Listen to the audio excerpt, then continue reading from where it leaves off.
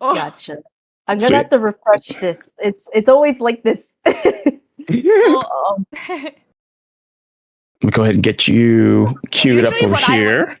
yeah. Usually what I like to do before my live stream starts, a lot of other VTubers do this. They have a starting soon screen so people can get Yes. settled in. Yes. yep. So people can roll in. Yep. Mhm. Yep. Just don't be like me and forget to like have your desktop audio off. It's like, whoops.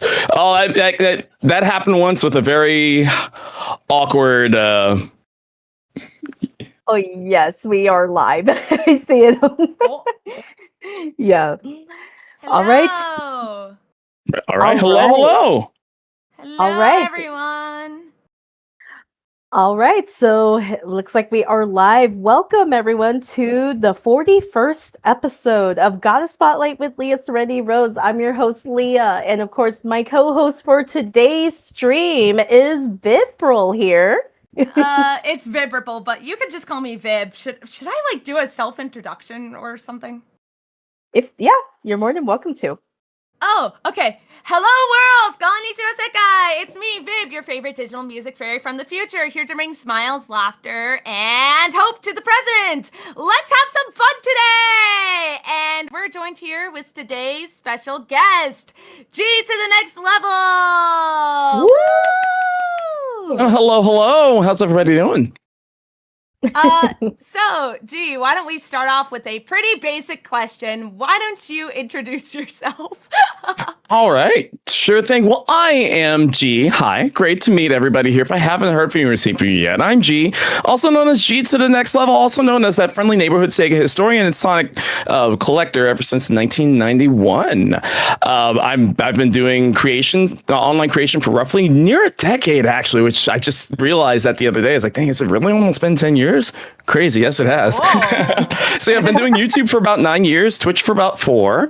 I also do Sonic collection vids and little fun quips on Instagram and TikTok.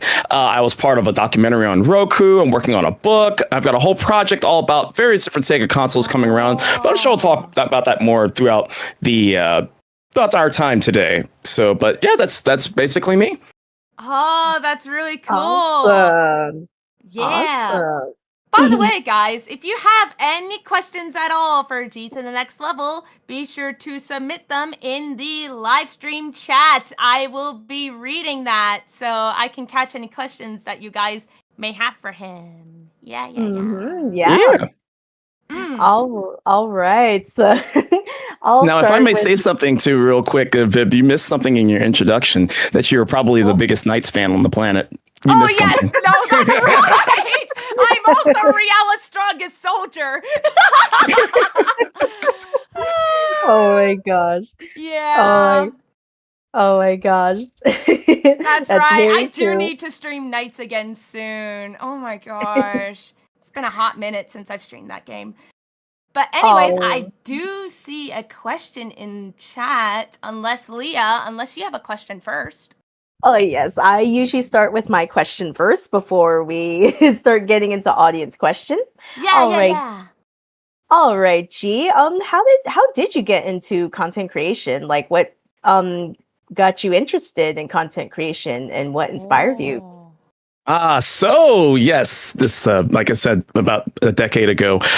So I had been wanting to figure out like how to get into doing specifically at the time, just YouTube, right?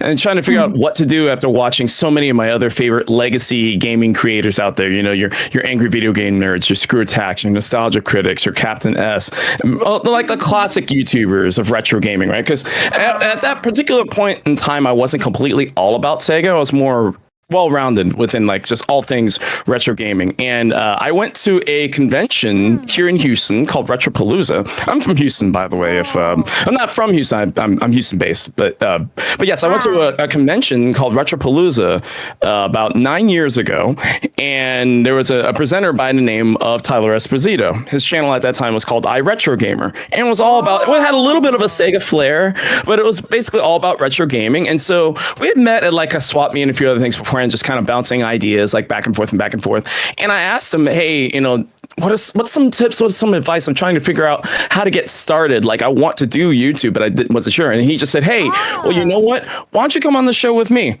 like, we'll just talk about some of the random bits, various retro topics. And we made a video about how Ghostbusters 2 on the NES isn't as bad as people think it was. And I was like a nervous wreck. I was sweating bullets. I was worried, oh, people are going to like me. They're going to like my style.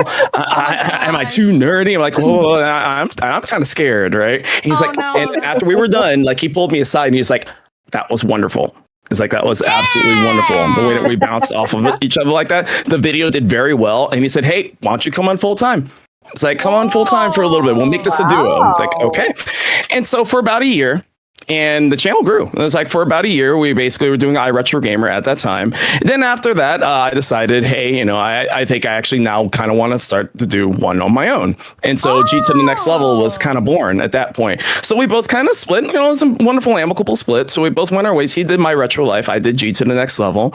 And so throughout the years, I started doing more retro gaming content, retro style content.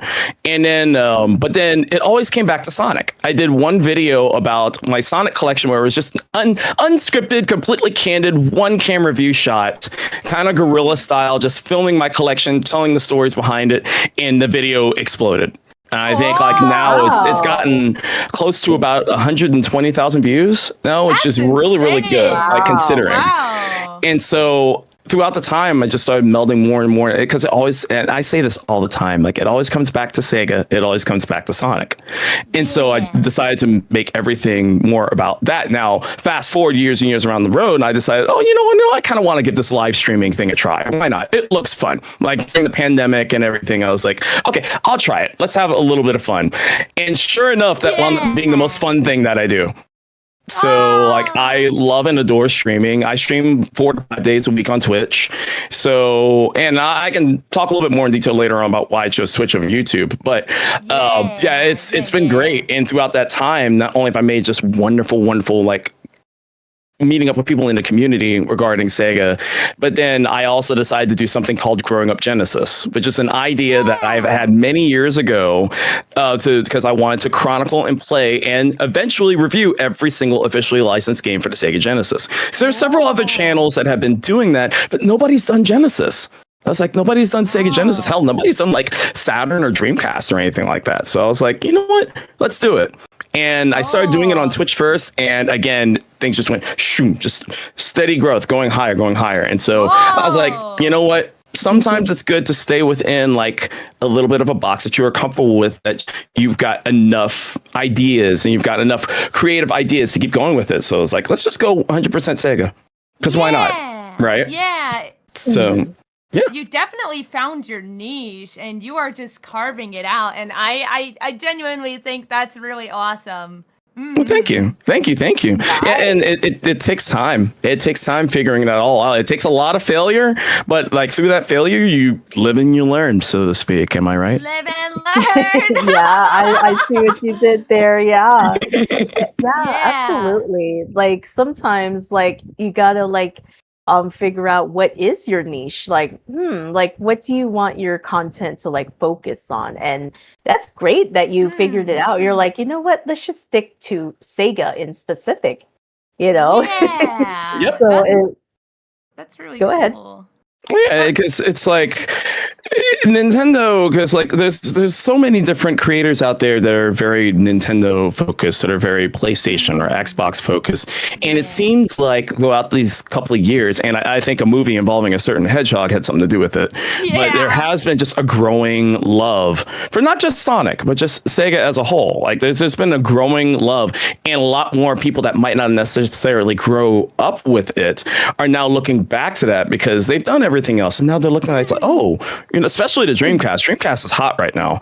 So it's I was like, I would like to be someone to help people learn more. If there's anything that like I love in doing this, not only myself learning new things, but one of my favorite things I hear as far as feedback from other people when they watch my streams, when they watch my video, is I didn't know that. So it's like I learned something new. Ooh, I want to play. I never even knew this was a Sega game. I never knew this was on Genesis. It's like I want to try this out. And if I can inspire, educate, and entertain, which are kind of my 3 pillars, I think everything just comes out to be excellent in the end. Yeah, Yeah. that's really awesome. Yeah. Kind of reminds me of when I did my Knights panel. My main goal for doing that was for everybody in the audience to take at least one cool thing about Knights away and just have it in their brains forever. Right? Yeah. Which absolutely. leads me into my next question before I go check the live stream chat. By the way, guys, please direct all questions you have to G to the next level and not me. I know I'm really cool. I know I'm really silly, but G is the special guest here, and I think we should give him the respect he deserves. Yes. Yeah, because G is also really cool. Oh, good. I see some familiar names in the chat too. Like Blagos Pal, welcome in. Goss Equinox, welcome. And now I'm going into streamer mode. Streamer brain is real, and it will hurt you. But anyways, my next question, we're just gonna let some more questions in the live chat pour in. If you have any questions, anything at all for G to the next level, just pop them in chat. So my question is, so you and I both attended Sonic Expo Atlanta recently, and we did a lot of stuff together. So my question for you is, what was your favorite part of that convention? Oh my goodness. Oh, hit me with the hard questions right off the bat. What was my favorite thing about Sonic Expo Atlanta? That whole weekend was incredible. Yeah. It was incredible. But I think my personal favorite moment that I had during that whole weekend was probably the Segathon. Just as a whole, the especially the main event of the Segathon, that was a high that I don't think I had ever been on in any sort of like convention experience or anything like that. Just the honor that they invited me to host that event was just awesome, and seeing the whole tournament unfold throughout the whole weekend, getting that final round of the Sonic Origins. Poor Sonic Kick, I'm so sorry. But everything. So for context, one of the competitors picked a character in the Sonic Origins versus that they didn't know had a unique sort of feel in how to control. They couldn't quite make a jump, and just it was rough. It was rough, but hey, they were a good sport about it and everything. But I believe that was my favorite moment of the whole weekend. I also love the jam space. I think that was a brilliant idea. The music jam space was an absolutely brilliant idea, and then getting a chance to meet so many new people that I'd never met face to face before, like a certain Vib. Yeah, because we met each other through a Q&A through Sonic Revolution, and now we're here. Yeah. But seriously, that whole weekend was awesome. So it was hard to pick like what my favorite moment is, but I think it has to be the Segathon. It's got to be. Yeah, the Segathon was fun. A little fun fact behind the scenes: Sonic Kick and I actually played the Column Sakura War spinoff, and we were just playing in the game room before the Segathon. Oh, nice. Yeah. A lot of people don't know about like the various versions of columns like that. So that's cool.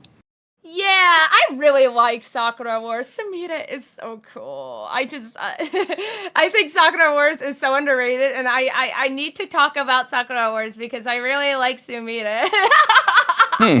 Aww. Yeah. But anyways, we're just going to ping pong this back to Leah. All right. Yeah, I'll probably ask my next question, then you can read a question in the chat, Bib. Yeah. All right. Here is a general question for you, G. What got you into the Sonic franchise? Oh, what got me in the Sonic? I think it would have to be just the TV advertisements that I saw in the gaming magazines in 1991. Because, like I said, I've been a fan of Sonic since the very beginning. 1991 was when we got our Sega Genesis, and it's like, hey, why don't I could real briefly tell the story of how really everything.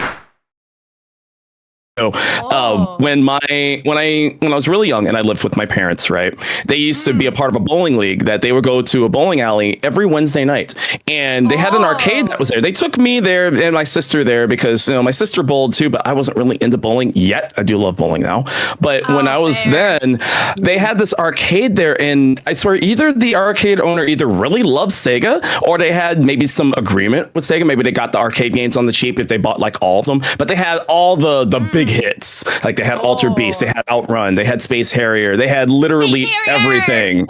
And so when it was time for us to upgrade, because we had an Atari and an NES before that, when it was time to upgrade to the next console, I really wanted a Genesis. And so Sonic, so my dad and I played them together. And so my dad recognized those games when they came home. He's like, oh, I remember that. And then, but Sonic was the one that really, I was really pushing for, because like, don't get me wrong, like I love Sonic. He's my favorite mascot character of all time, my favorite video game character of all time, but I'm a Super Mario fan too. Like I like Mario too. Like I love Crash Bandicoot. I like Jack and Daxter. Like I love mascot platformers. I'm huge into that. Yes, let's go. That was just the one that really like pushed me forward into like, I want this. But what's really funny is because we were at a Toys R Us one day and we were looking at it in the kiosk, and I'm trying to convince my dad to get me one for Christmas. And my mom and my dad are like, they're looking at the wall of games. Because you remember back in the day, and I'm gonna show my age for a minute, right? Like back in the day when Toys R Us, when you look at the wall, you could pull out the little sheet of paper and you could bring a sheet of paper to the front and they would give you the game after you paid for it. So they were looking at the wall, right? And then my mom spots something on the wall. And she's like, Butch, which is my dad's like fun name. Isn't that Arnold Palmer? And yeah, she was pointing at Arnold Palmer's Tournament Golf. My dad's a golfer. So he saw that. He's like, there's a golf game? He's like, and he looked at him like, okay, I think we can consider this. So, and then sure enough, yeah, Christmas 91, got our Genesis with Altered Beast, Outrun, Arnold Palmer's Tournament Golf, and Sonic. And it all went, it all grew from there. The love grew from there. And I just started like playing more and more Genesis games, either through Sega Channel or through renting. And then when I started getting a little bit older, where I could, buy more stuff with my own money, I just started collecting Genesis games throughout the years that like I loved it. I've rarely ever sold a game. I rarely ever sold a Genesis game throughout those years. And then fast forward into, was that 2017? I hope I got my own date right. 2017. When I found the final game I needed for my USA retail collection, which was Dune 2, The Battle for Arrakis. And then the quest was complete. I owned every single officially licensed retail North American Sega Genesis game. Now, not all of them are complete in box. Some of them are missing manuals, but I have all the game cartridges and all the boxes. So, yep. That's really cool. What a flex. What an absolute flex. So if you ever see like my profile picture or anything like that, did you see the wall of Genesis? Yep, that's my other room. Wow. That's awesome. I love that for you. But that was really my first kind of exposure into Sonic. So we got the game, but then of course like the game was great, but then the comics started coming around and the cartoon came around and then we finally started getting merch and it just kind of went from there. Holy moly. But yep. Wow. Yeah, that's really awesome. So I am going to start reading questions from the live stream chat, and we're going to start from the top and we're going to go down to the bottom. So if you guys have any questions, please feel free to leave them in the live stream chat. Yeah. So we're starting off with a question from Kevin. Thank you for the question. My question for G, of all the non-Sonic Genesis games you've played from A to Z, which one have you enjoyed the most? Hey. Kevin hitting you with a hard question. Actually, this one's not necessarily all that hard. Especially if anybody, I'm going to preamble this for those who know me, who might be watching right now. If I'm saying this, they're like, "Oh no, G's about to talk about that game again." About to go off about that game again. So, all right, so taking out about Knights. Right. Once I get the pattern. It's like we're gonna get there. But so let's take out Sonic 2 and let's take out Streets of Rage 2. It's like because those are easy. Like those are my two favorite Genesis games ever. So let's talk about my third favorite. So there's a game on the Genesis / Mega Drive called El Viento. Have any of y'all ever heard of it? I think you did talk about this once. I think I did. I talked about it in the last time we chatted for Sonic Revo. Yeah, for Sonic I think I did. Yeah. I think I did. But for those who don't know, El Viento is, I'll synopsis as quickly as I can, okay? It's about a Peruvian sorceress that was found by a young Indiana Jones style adventure hunter who found her in a cave and brought her and took her in. But it turns out that she actually is part of a quest to stop the resurrection of an ancient god that's being resurrected in 1920s New York City by a maniacal genius who actually finds a surrogate woman to basically resurrect this ancient god. And they enlist Al Capone. Yes, that Al Capone. They enlist Al Capone to be their assistant and their mobsters, all while traveling the world, going through like Mount Rushmore and everything else, and riding on a dolphin. And oh yeah, you fight Cthulhu, and there's explosions everywhere. Crazy. I didn't make any of this up. All happens in this game, and it's wonderful. And every single time I think I've played through that game probably more times than most of the games that I've played. At least a good 20 or 30 times. I've beaten it deathless. Like I love this game so much, and every time I play it, I love it a little more. Oh, you know, Jeff did? That's crazy. Mm-hmm. It's so funny because so there's a company that I do contracted work for, Retrobit. They're a company that re-releases old classic games, and they make officially licensed Sega controllers for like Genesis and Saturn and all that, coming soon Dreamcast. But they invited me to help with the work for El Viento. And so they invited me to be on their stream, on their live stream, to kind of showcase the game. And sure enough, I'm just like nonchalantly going through the game and not like struggling. And I'm chatting with chat and I'm chatting with the co-host and everything. And then I beat the game. And then my co-host, Andy, he was like, wait a minute, G, did you just beat the game deathless? I was like, it just went silent for a minute, and the chat went, "Wow!" Because it's for those who know about it, they know it's a hard game. Like it's a very tough game, but I've played it so many times. It's like I know it. Like as they say, the back of my hand. So that would probably be my top choice out of anything I've gone through in the A to Z, just because like I love it even more. But if there's one that like I knew that I was gonna walk out of playing that game feeling just like wonderfully and awesome, I can tell you, as far as the A to Z one that shocked me at how amazing it was a game called Steel Empire. Or Empire of Steel, depending on where you're at. It's a side-scrolling shooter that's set. It's like a steampunk kind of vibe to it. You can play as a biplane, or you can play as a giant zeppelin, and it's incredible. It's an incredible game, and like I knew it was good, but I didn't know it was like amazing. So it's nice getting those surprises. Now, because no game gets skipped whenever we do it, because like there are ones that are huge surprises, there are some that are disappointing, and sometimes they're like ones that you remember loving, and then now that you play here in 2025, it's like, that has happened. So it's a wonderful journey. We're close to the end of the letter S.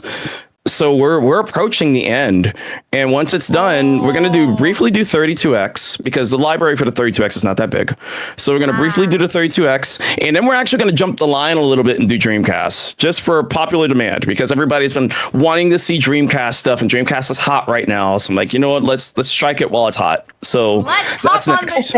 So don't worry, Vib. I didn't forget Saturn. It's like we are gonna get to Saturn, so we will get to Nights. But that's basically how it is. But I'd say those are really the ones that have hit me just like, oh, this is wonderful game in the A to Z. Oh my gosh, I really need to go on. Whenever you talk about Nights, I just need to go on and yap about the game while you like play it. Yeah. So I did that charity stream because again, I don't mean to like completely keep tooting horns or anything, because I'm actually an official Sega creator. I'm part of their charity stream team. A couple of times throughout the year, we'll team up for charity events, and we did one for Pride Month for June, and I did Knight's Journey of Dreams. Got all the endings in Knight's Journey of Dreams, and then just going back and playing through that one again and realized, dang, this is a lot better than I remember. Because I remember when I played it like back in the day, it's like I liked it, but then I went back and I played it again. It's like, this is actually better than I remember. So that does happen. Yeah, I'm Wow. glad you enjoyed it. I never got to play any of the original Knights games growing up. Like, my exposure to the Knights was through Sega Superstars Tennis, of all Hey, things. hey, and Nice. that's the beauty of games with multiple characters like that, like Smash Brothers, like Sonic and Sega All Stars Racing. A lot of people get exposed to games that they've never even heard of, like Sonic Rumble, perfect example. I know Sonic Rumble's not available worldwide yet, but I had to I'm a Sonic Rumble creator as well, so I do have access to the game. I just can't play it with anybody who doesn't have global access, right? But the thing is that when they announced and they showed their new character lineup that they just did, it was a classic throwback. It was the Bonanza Brothers and Pango. Pango. I lost my mind when I saw that they were putting Pango in there because that game hits hard. It's like an old classic Sega arcade game about a little penguin that has to shove ice blocks into his enemies. Just the fact that throwback. So case in point, going back to why I mentioned it, is that those games with multiple characters are so very important because it exposes that franchise and their particular games to people who might not have known it, to a different audience, to a different generation. So I love it.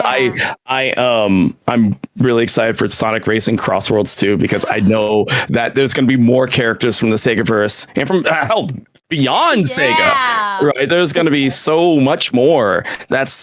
I'm excited. Only a week away. Man, I can't wait to potentially dent my wallet when the game comes out, but I'm looking forward to it though. hey, it'll be worth it. Trust me. Yeah, definitely. All right, Leah, why don't we pass it on over to you so you can ask G a question? All right. So I'm very curious to know, G.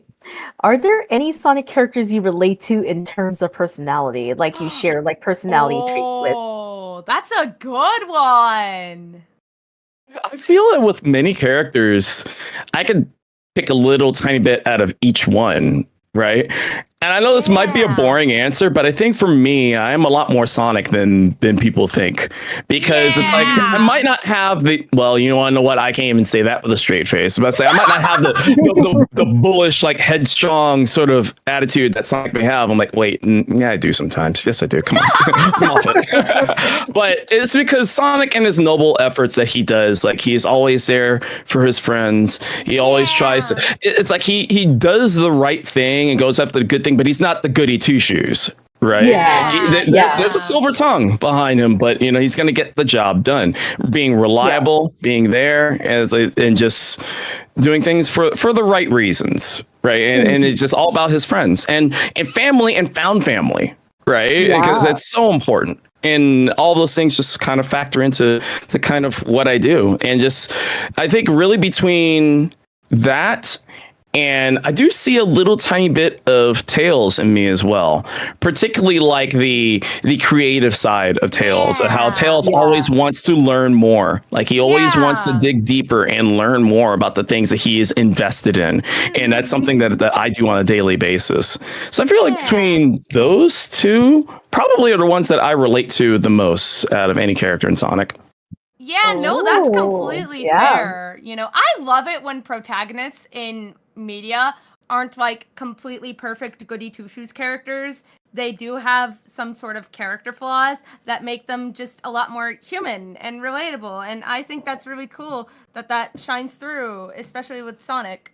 Yeah, and completely changing the character. I think Shadow is a very great example of an anti-hero. He is absolutely. We love Shadow here. And that's the thing, is like when I was growing up too, and because I was one of the people who played Adventure 2 on day one, right? Well, on Dreamcast. I played it on day one. I got it on day one and I loved it. But throughout the years, I always thought Shadow's like, Shadow, he's kind of cool. He's kind of cool. Like I didn't love him, but I was like, okay, he was just kind of there. And then the game came out, like the Shadow of the game. I was like, I don't know about this. At the time, I was like, at launch, I was like, I don't know about this. Right now, granted, throughout the years, I've actually grown to be quite the fan of the Shadows game, looking at it from a different perspective, right? But then between the movie and especially Shadow Generations and Sonic X Shadow Generations and playing through his story on that, it's like so two things happened when I finished Shadow Generations. One, I cried. Two, I don't blame you. Yeah. Two, Yeah. I realized, and I was live too. I was streaming with everybody. And I was like, y'all, I get it. I get it now. It's like I get why Shadow Yeah. is so many people's favorite character. Oh, It's hail like, Shadow! It's like I totally get it now. And it's like, yes, Shadow supremacy. So yeah, I kind of went all in on Shadow after that. Yeah. Riala walked so Shadow could run. Yeah. Oh, hey, fair enough. Fair enough. Riala is pretty cool, Yeah. especially in the Wii game. I love so Riala in Journey of Dreams. cool. He's so freaking cool in Riala Journey of is so Dreams. freaking cool. Like, oh my gosh. Oh my gosh. I should probably move on to the next question before I start gushing about my comfort character. I know Viv. chat's already groaning like, Vib, please don't do this again. You've already done the whole Riala spiel. We don't need to hear it again. We're moving on to the next question in the live stream chat. This one is from Goss Equinox. Thank you for the question. Hey G, quick question. Do you think you and Vib would do some gaming collabs in the future? I saw you talked about this in chat, and yeah, we did talk about it a little bit pre-stream. But yeah, this should be a quick and easy one. Well, Maybe. I'll let you go first on that because I mean my answer is pretty much it's gonna happen at some point. Yeah, I would be down to do it. I would be down to, like, if you have any games that are like multiplayer or whatever, I'll try and see if I can nab them and we could do like a co-op stream together. That would be so fun. Sure, definitely. Or if Yeah. anything, I mean, like I mentioned before, we got Sonic Racing Crossworlds. Maybe we could do something around that, right? Yeah, I'll have to see if I am able to get my hands on the game. I might be really bad at it, but it's okay.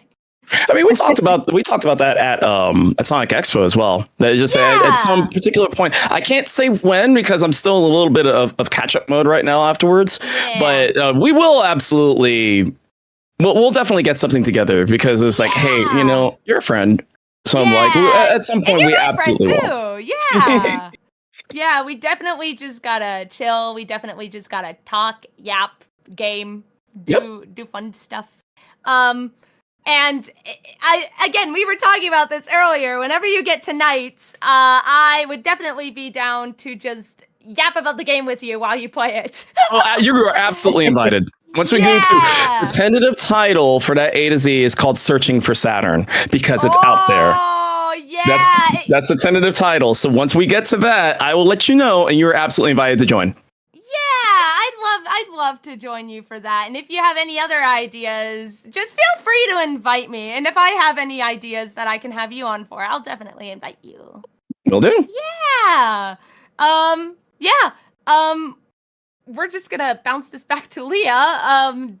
Yeah. Oh. All right. This one is regarding something specific of your content, G.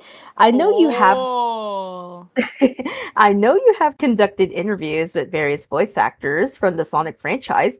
What were some of your favorite guests you've interviewed and why? Oh my goodness. Okay. I can't in good conscience pick a favorite because they've all been wonderful. But between all the various Sonic voice actors that have had the honor, like the honor of being able for them to carve their time and to chat with me, man, it's hard for me to really pick like what my favorites are. I think I'm gonna have at least a little tiny bit of a soft spot for Lisa Ortiz.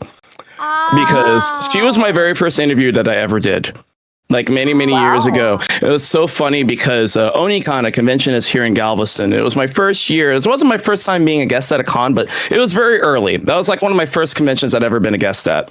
And the con owner at the time was asking me, he's like, well, hey, do you want to do any interviews like for anybody at the con? I was like, well, I'm not sure. Like I had to look at the list of guests, right?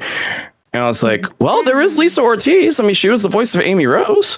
I mean, thinking about that, like, oh, it's Saturday night. This was like at 7 o'clock or 8 o'clock on Saturday night.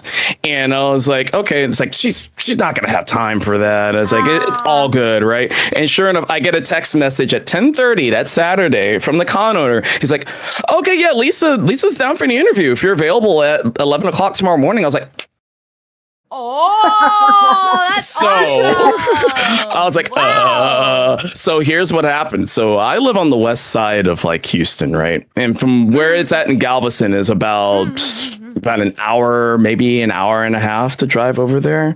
So that Sunday morning, I woke up super early. I drove all the way back to my house, grabbed all my camera equipment and all my lighting equipment, my mic equipment, drove all the way back over there just to make sure I had everything there and ready to grab my copy of Sonic 06 and Lisa and Amy Rose plush and everything I possibly could. And again, this is just like that first time that I did the video with iRetroGamer. I'm sweating, I'm nervous. I wrote down my questions like 15 minutes before we were supposed to meet.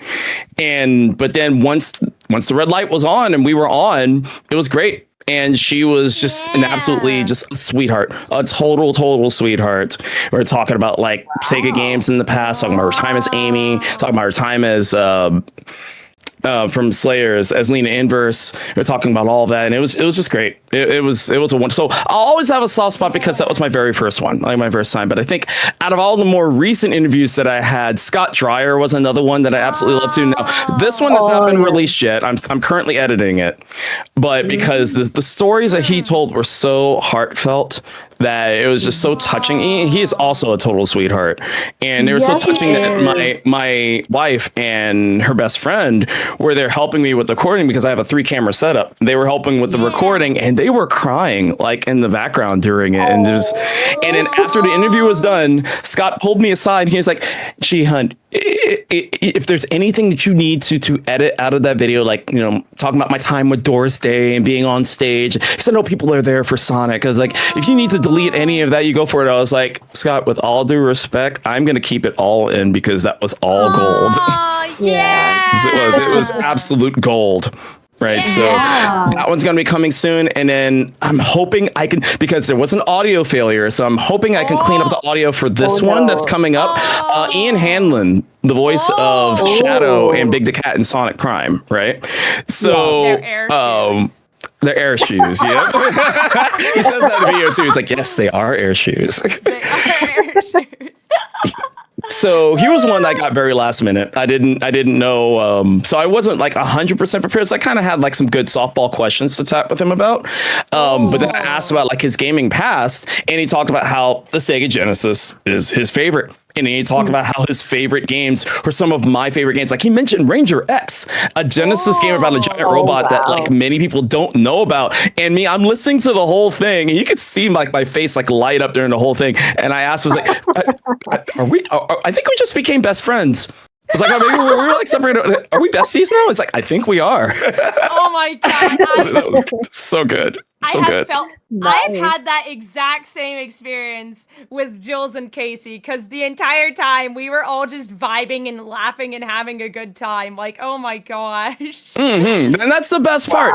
That's what I always tell, because I think Kate Higgins was the one who pulled me aside afterwards, and she was like, "I'm so sorry we didn't get to like many of your questions." I was like, no.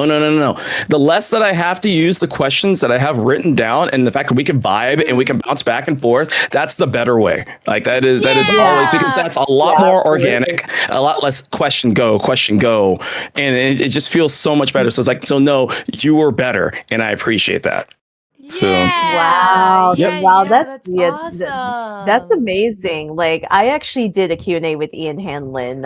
He's so like cool. Early, like he really is. I actually got to do Devin Mack like last year, and they both told the same story. Like Devin literally admitted that, you know, the episode of season 2 of Sonic Prime episode 1, Devin literally said, "Oh yeah, I actually requested it to the voice director if me and Ian can like record together for that episode." Oh yeah. Nice. And then literally as soon as I got Ian Ian told the exact same story. And then it's so funny. And I told Ian during the interview, oh my gosh, Devin told the exact same story. And he's like, really? It was like, yeah. I was like, did he say did he say something different? I'm like, no, he said the exact same thing you did. Great minds think alike. Yeah, it's crazy because sometimes you don't even expect like your sense of humor to mesh so well with the other, like your guest's sense of humor. And I was pleasantly surprised during my Q&A. I wonder if you had any of those moments. But yeah, so because we've had moments like that where it bounced back and forth. I think one last one that I really enjoyed too was when I did my interview with Jason Griffith. And we also talked about the games that we grew up with in the past, and we just started talking about Sega CD. Talking about games on the Sega CD because apparently he's a huge fan of the Sega CD. That was like one of his favorites he grew up with, and we were talking about games like Tomcat Alley and Slam City with Scottie Pippen, Night Trap. We're talking about like those FMV games. He likes those. I hate to say it's like I'm sorry. I felt that when I did my 32X A to Z and I got to Night Trap when I was recording because I didn't care for it, and I was like after I was done recording I was like I'm sorry, Jason. It's kind of how I felt. Oh my god! But I made up for it for Slam City, so there we go. Yeah. That's awesome. That's so crazy. Yeah, like it's always great when you get to do like voice actors. Especially from video games that you grew up playing with, and then they actually have a connection to it too, where they're like, yeah, I played it too, and I grew up with that. And what's interesting is that I think my interactions with like specifically for the Sonic VAs that I've met, they all pointed to one person that I've realized that they all have a common. They said they all grew up with Jaleel White, and I'm like, it's a full blue hedgehog full circle thing. Because I literally asked Ryan, he said he grew up with Jaleel. Jason said Jaleel. Roger said Jaleel, and then Devin said Jaleel. I'm like, oh my gosh, makes sense. It is makes sense. It's like a whole, like it just all falls back into Jaleel, and I'm like, and influence is crazy. Yeah, so I didn't get to interview Jaleel, but I did meet Jaleel a while back. I did get a chance to meet him because he did a random convention in Dallas before the pandemic.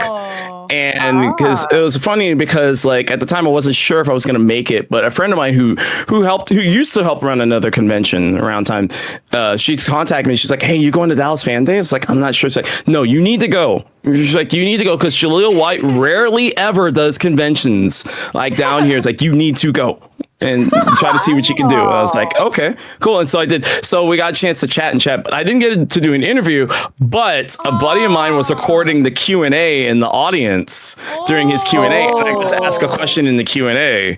And so we got that. It's on my channel. It's in one of my 3 gaming items videos, but with the DVD that he signed. So yeah, it's too funny because I asked him a Sonic Underground question. Because I wanted to know, like, because as he was the voice, well, not the singing voice, but he was the voice of Sonic, Manic, and Sonia. And I was like, how did you come up with the inspiration of having to voice 3 characters? Was it something that you knew you were going to have to do or something that you got on the spot? And that's what he told me. He's like, oh, it was absolutely on the spot. He had no idea. Like at that age, he's like, hey, I just did the other Sonic. It's like, all right, well, we'll bring you back in for another Sonic show. Okay. Oh, by the way, you're going to be doing 2 other versions of Sonic. He's like, what? So he talked about how having that extra little bit of pressure is a good thing to inspire you further. And so how he comes up with different characters, like basically going off of his surroundings. And he looked at me, he's like, so kind of like somebody like you. He's like, you're standing there with your hands in your pockets, but you got that inquisitive kind of look to it. You might have like a sound like this. And that's where I just kind of come off with it like that. And then I thanked him for the question and everything. And then I walked over to my friend and I said, did Lil White just like rib me? That's like, did he just like poke fun of me a little bit? He's like, yeah, I think he did. That's amazing. That's wow. Cool. It's especially interesting to me as a voice actress to hear other voice actors' perspectives on how they got into acting and how they act as well. It's so different to hear like everybody acts in a different way and started in a different way. One day I will be the voice actor being interviewed. Keep reaching for it. Yeah. Keep reaching for it. Yeah, like One day it will happen. Yeah, I think what's interesting is that you're kind of like, oh my gosh, did Jaleel just like poke fun at me a little bit? That's crazy. That's really cool because like I mean, it was 100% with good intentions. So I was like, I knew that for sure. It was all in fun, right? Yeah, So- Yeah. because that's cool. Because like I've been wanting to meet Jaleel because I actually binge watch Family Matters, and I'm like, no wonder lots of people love Steve Urkel. and, the fact is, the fun fact, in case for those who don't know, Jaleel actually reprised his role for Steve Urkel in Scooby Doo and Guess Who? And I found it out where I'm like, wait, are you serious? I thought it was fake, and then there was an actual official clip, and then I'm just like, and then I showed it to my mom because she grew up with Family Matters, and my mom's like, oh my gosh, are you serious? I was like, Wow. like, oh my god. So Jaleel White, literally, my mom and I both love Jaleel White, you know, because obviously she grew up with Family Matters, and I fell in love with Family Matters and the 90s Sonic cartoons, but mostly Family Matters, obviously, because I was binge watching it during the vid. You know, so I actually because my mom told me, oh yeah, his character is always so clumsy and he's always causing huge accidents. And I'm like, oh my gosh. I was like, imagine how many times he had to do that in Eggman's base. Just like destroy like the entirety inside, because Steve Urkel is like a walking accident. Yes. So I was just like, oh my gosh, like I would have totally laughed if they referenced his character, like Steve Urkel, in any of the 90s Sonic cartoons, and just imagine he just said, did I do that? But like Sonic it would have had to be Adventures of Sonic the Hedgehog. If any of them were gonna do that, it would have had to have been that one. Yes, like I would have loved the reference to that, because I'd be like, oh, I see what you did there. I love it when voice actors reference the other characters that they voiced in different media. It's great. Yeah. Oh my gosh. I- Should we move on to another question in chat? Yes, I do see, yeah, There's questions. plenty of them. Yeah. Yeah. So we're gonna move on to the next one. This one is from CJ Destroya. Thank you for the question. Hey G, got a question. How do you keep yourself productive in your creations and having fun with it?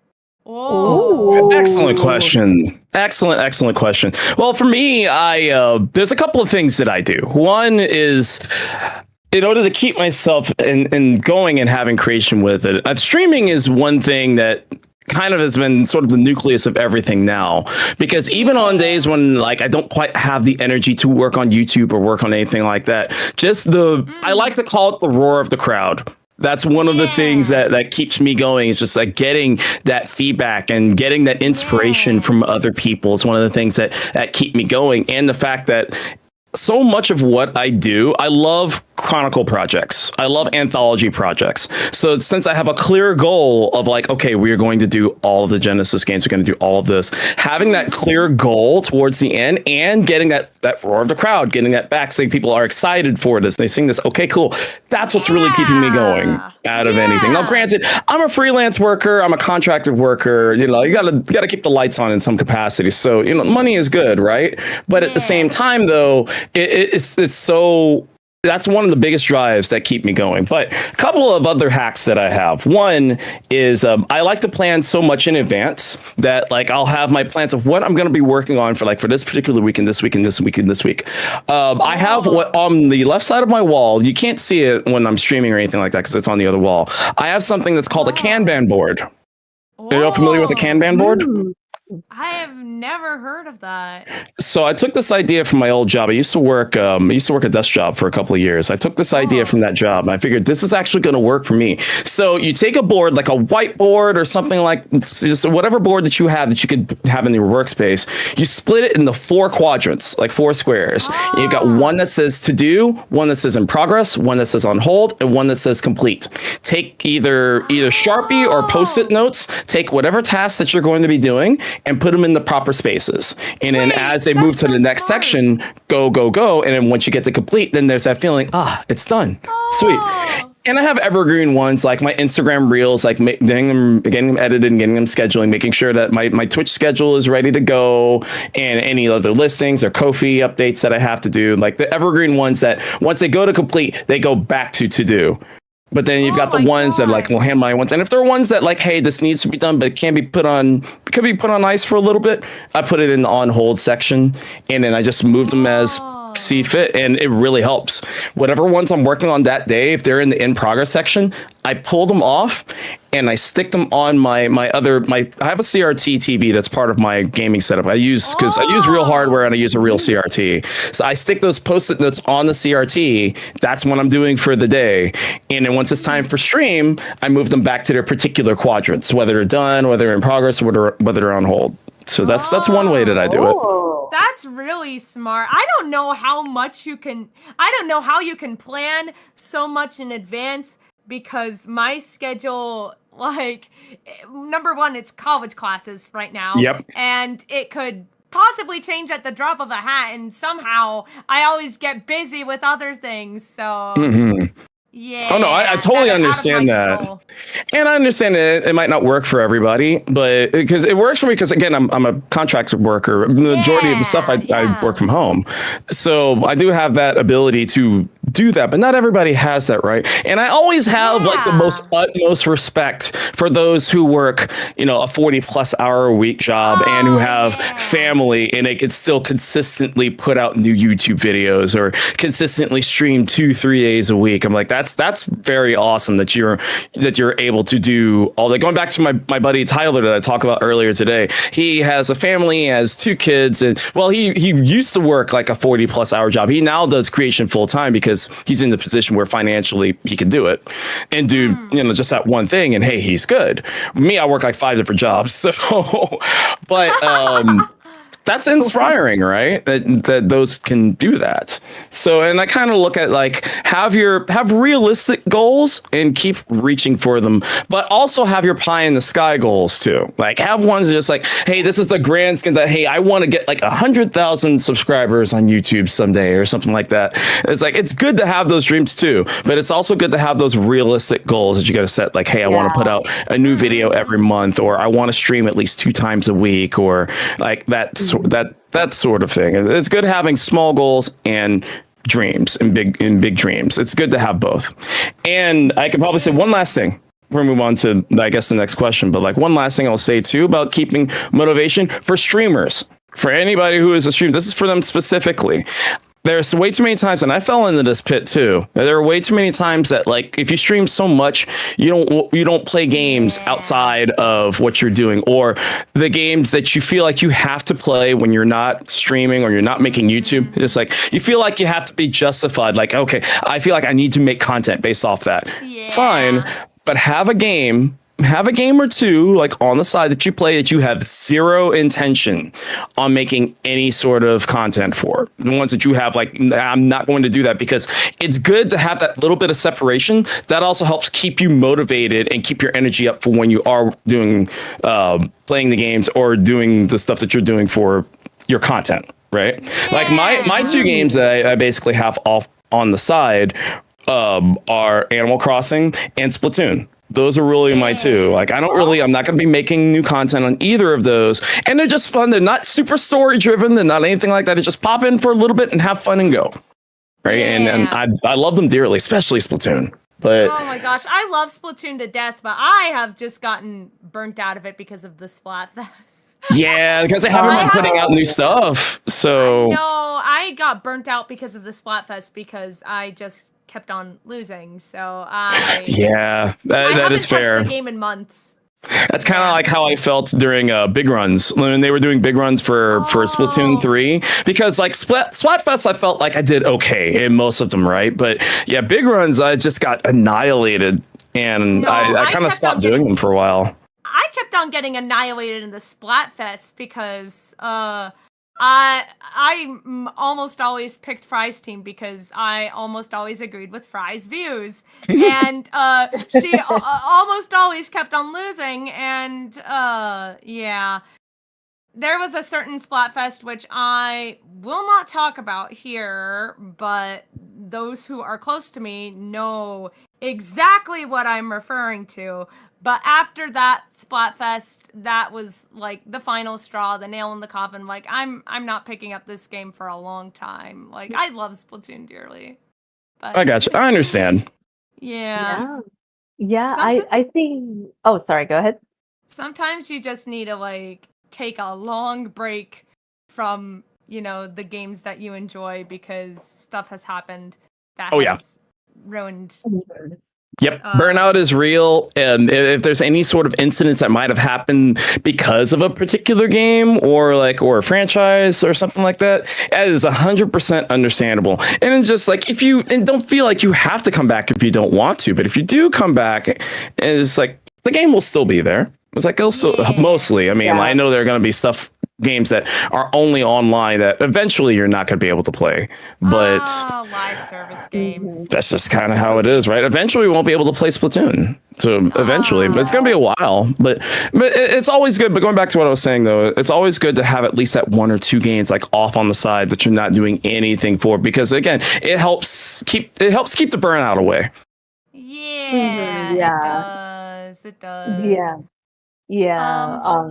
I think I know. Yeah, like it's definitely real because I do have other podcasts other than my Q&A here, and I actually do. I'm a huge Miraculous Ladybug fan, and I actually have a Miraculous podcast on here on my YouTube channel where I actually am doing this. It's like a collab podcast series where I'm doing it with a very popular content creator who goes by the Cartoon Hotspot. If you know her, she actually does like video essays on like cartoons and stuff and analyzes the characters and all that.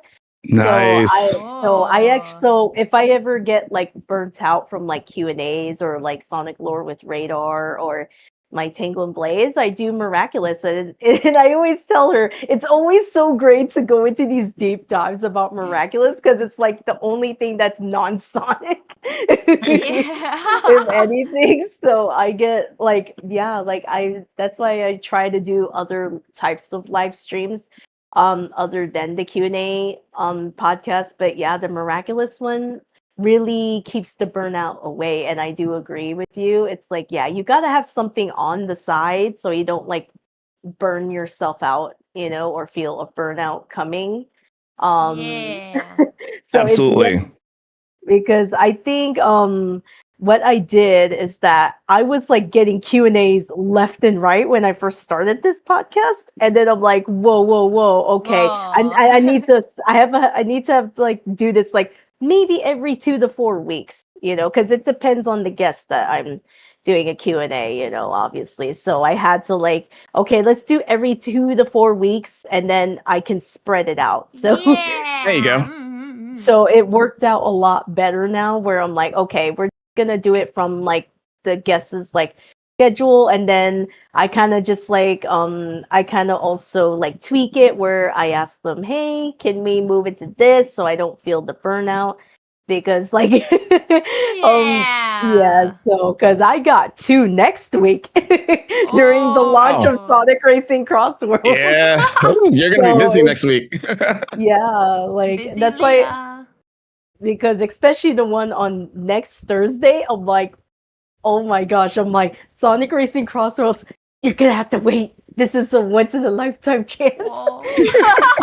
So I'm like, but yeah, it's like if you focus on other things, and doing stuff, it helps keep the burnout away. I can relate. Absolutely. That's like going into Sonic, for example, right? Because there was a period in my life where I was actually very burnt out. Like I was super burnt out of Sonic, and I was just like, but at the same time, you got that little bit of extra pressure because of somebody who does both Sega retro stuff and Sonic stuff. There's still going to be that little bit for people who are only there for Sonic, right? It's like they're coming for Sonic, and so I'm just like, man, I wasn't really feeling it at that particular time because various reasons, right? And then I went to Sonic Expo in 2023, and it being amongst the community in that sense and just seeing the passion, meeting so many new people, that rejuvenated my heart and like my love for Sonic. I wanted to come back and do more Sonic stuff. That's why I did the Sonic Subathon the year after that, and it was a tremendous success. And just it was so sometimes it takes being in the thicket of the community like that to also jumpstart you. Right. There's those different factors. But yeah, burnout is real. It absolutely is real. But yeah, having those tactics, just like what you said, Leah, is very true. Having something outside of maybe that number one thing that you are really super into is very crucial, because then take a break from that for a little bit, go and play that, go and consume that, and then come back and then a little bit more of a fresh mind. Yeah. Yeah, absolutely. Like I know. Sorry. Go ahead. Go on. I think I also recently got into K-pop Demon Hunters. Oh, my wife is like, all over K-pop Demon Hunters right now. I've been debating on whether I should watch it or not, because I'm afraid I'll get hyper fixated on it, and then that will become my entire personality, just like the Horse Girl game right now. No. Like I literally showed it to like Ultimate because he's never seen it. Then I said, okay, I was like, you gotta watch it. So he literally said, okay, I can see why people love this movie. like all the songs are great. Like there is like all the soundtrack is just great in this movie. So I'm like, oh my gosh, it's one of my hyper fixations other than Sonic. So if I get like burnt out from like Sonic, I can just listen to the songs and I just like So like the songs are just amazing, and I've seen like music videos of like literally the songs used for like Sonic music videos now. Like I've seen people do it. Like I've seen the one with Golden, and they're like relating to, like Shadow. I'm like, oh my gosh, why are these lyrics fit him so well in the movie? Like, we are so back. Yeah, I will definitely use that board as something to help me cope with the copious amounts of projects that I undertake, and the amount of streams that I do, and the amount of college work that I also have to do. So I will definitely be utilizing that in the future. Also, I should probably do a cover of Golden in the future, maybe. Yes. Nice. Best song in the movie. Let's go. Yeah, I can't speak Korean, so I'll definitely have to practice the lyrics. But Leah, why don't you ask a question? Ooh, okay. Here is my next question for you, G. Which other Sonic media are your favorites other than the Sonic games? It can be like the official animations, the comics, the movies, the cartoons, etc. Oh, that's a good one. Outside of the games, easily my number one piece of Sonic media is Sonic Boom the series. Oh, the Sonic Boom TV series. I love that show so much. So much, and it just seems like with every episode you watch into, it just gets better and better and better and funnier and funnier. And you know how like when you watch a piece of, especially if it's animated, right? And you watch like a piece and you could tell that wasn't scripted. That was something that was really just them bouncing back and forth and getting it. And now also because peeling back the curtain, somebody who's actually talked to several of the voice actors involved with Sonic Boom and hearing some of the stories of, especially with like Roger and Colleen and everybody, just the stories of how much they got to do themselves, how much freedom that they had, and it was just magic. And then about like Duditude and Dave I freaking love Dave the Intern. I love Dave the Intern so much. It's hilarious, and I love it, like from beginning to end. And I watched it all over again when I bought the Blu-ray Steelbook. I watched the whole thing all over again, and I was like, I love this show so much. It's just such a shame that it ended so soon. But it was that's the thing about cartoon series. Well, pre-Netflix era and all that, right? It's like when they were on networks, is that they were either very few of them only had like a short, like a medium-sized span. They were either something that was around the realm of 13 to 26 episodes that might last for 1 or 2 seasons, or they could go on for like 9 or 10. Like there was never any in between. And I'm sad that like we hadn't gotten, and still to this day, we haven't gotten a long enough series of Sonic outside of Sonic X. Like Sonic X had a good lengthy run, but for most of the others, man, but that has to easily be my favorite piece of Sonic media. Now, granted, very close second, Sonic 3, the movie. Sonic 3 was just awesome. Nice. You're so real for that. Amazing. I've seen it 5 times. I went to the movies to see it 3 times. Wow. Like, it was just, oh my goodness. I loved it. It was just like the first movie set the stage. It was extremely well done, and I really enjoyed it. Yeah. The second one brought in Knuckles and Tails, and it brought in like a good amount of weight and levity to the characters. But then the third one was just dang near perfection. Yeah, I was like, you nailed it. Yeah. A perfect blend of introducing new characters, keeping the story as serious as it can, being faithful to the game, but also feeling original. And they did just a tremendous job with that. Best Sonic movie, hands down, I think. And Keanu, I mean, I think, good job. Good job.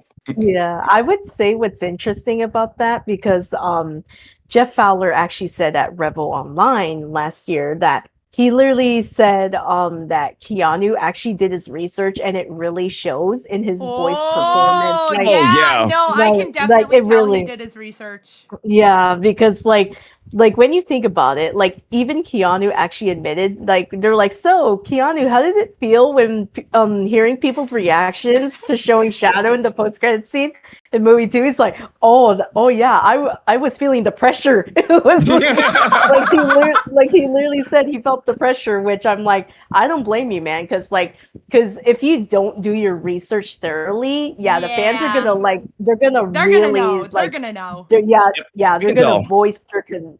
And then literally the fact that Jeff Fowler actually said this in Rebel Online last year, he's like, Keanu actually did his research on the character, researched his tragic backstory to really feel the character, and that's what I love. And I literally agree with that, because it really shows in the voice performance. Like you can feel like the different emotions that Shadow is like. He's like little melancholy, just thinking about the times he was spending with Maria, and then the anger, leading up to like he wants revenge, like you can feel all of these emotions, and Keanu, it really shows. Like it really shows he did his research, and he's like, okay, I better go do my character, otherwise otherwise people are gonna. Oh my gosh, I see someone put John Wick the Hedgehog. John Wick the Hedgehog! People keep saying he's back. Stinking he's back. But yeah, like what's interesting, as I mentioned earlier, with Keanu and Jeff Fowler, like Jeff Fowler was pretty much telling the truth with Keanu. Like he did his research really thoroughly, and he's like, this character really lost someone that was special to them, and everything. So it really can really feel it, like both. What's interesting, like both Shadow Generations and movie 3 really just hits you both in the feels. Yep, absolutely. Like they both, because what's interesting, because in movie 3 Maria wasn't sick, in that adaptation, where it's like it hurts even more, because like, oh my gosh, they actually were spending time together, and you can see all the playful times, and then it's like it hurts even more. I was like, no. I was like, no. It's like it makes you fall in love with Maria's character more in movie 3. Yeah, like, I think she's me in a different font. I love Maria in the movie too, because she's 100% a gremlin. and it's pretty great. She's just, It's a Yeah. dynamic between the two. Movie Maria is just me in a different font.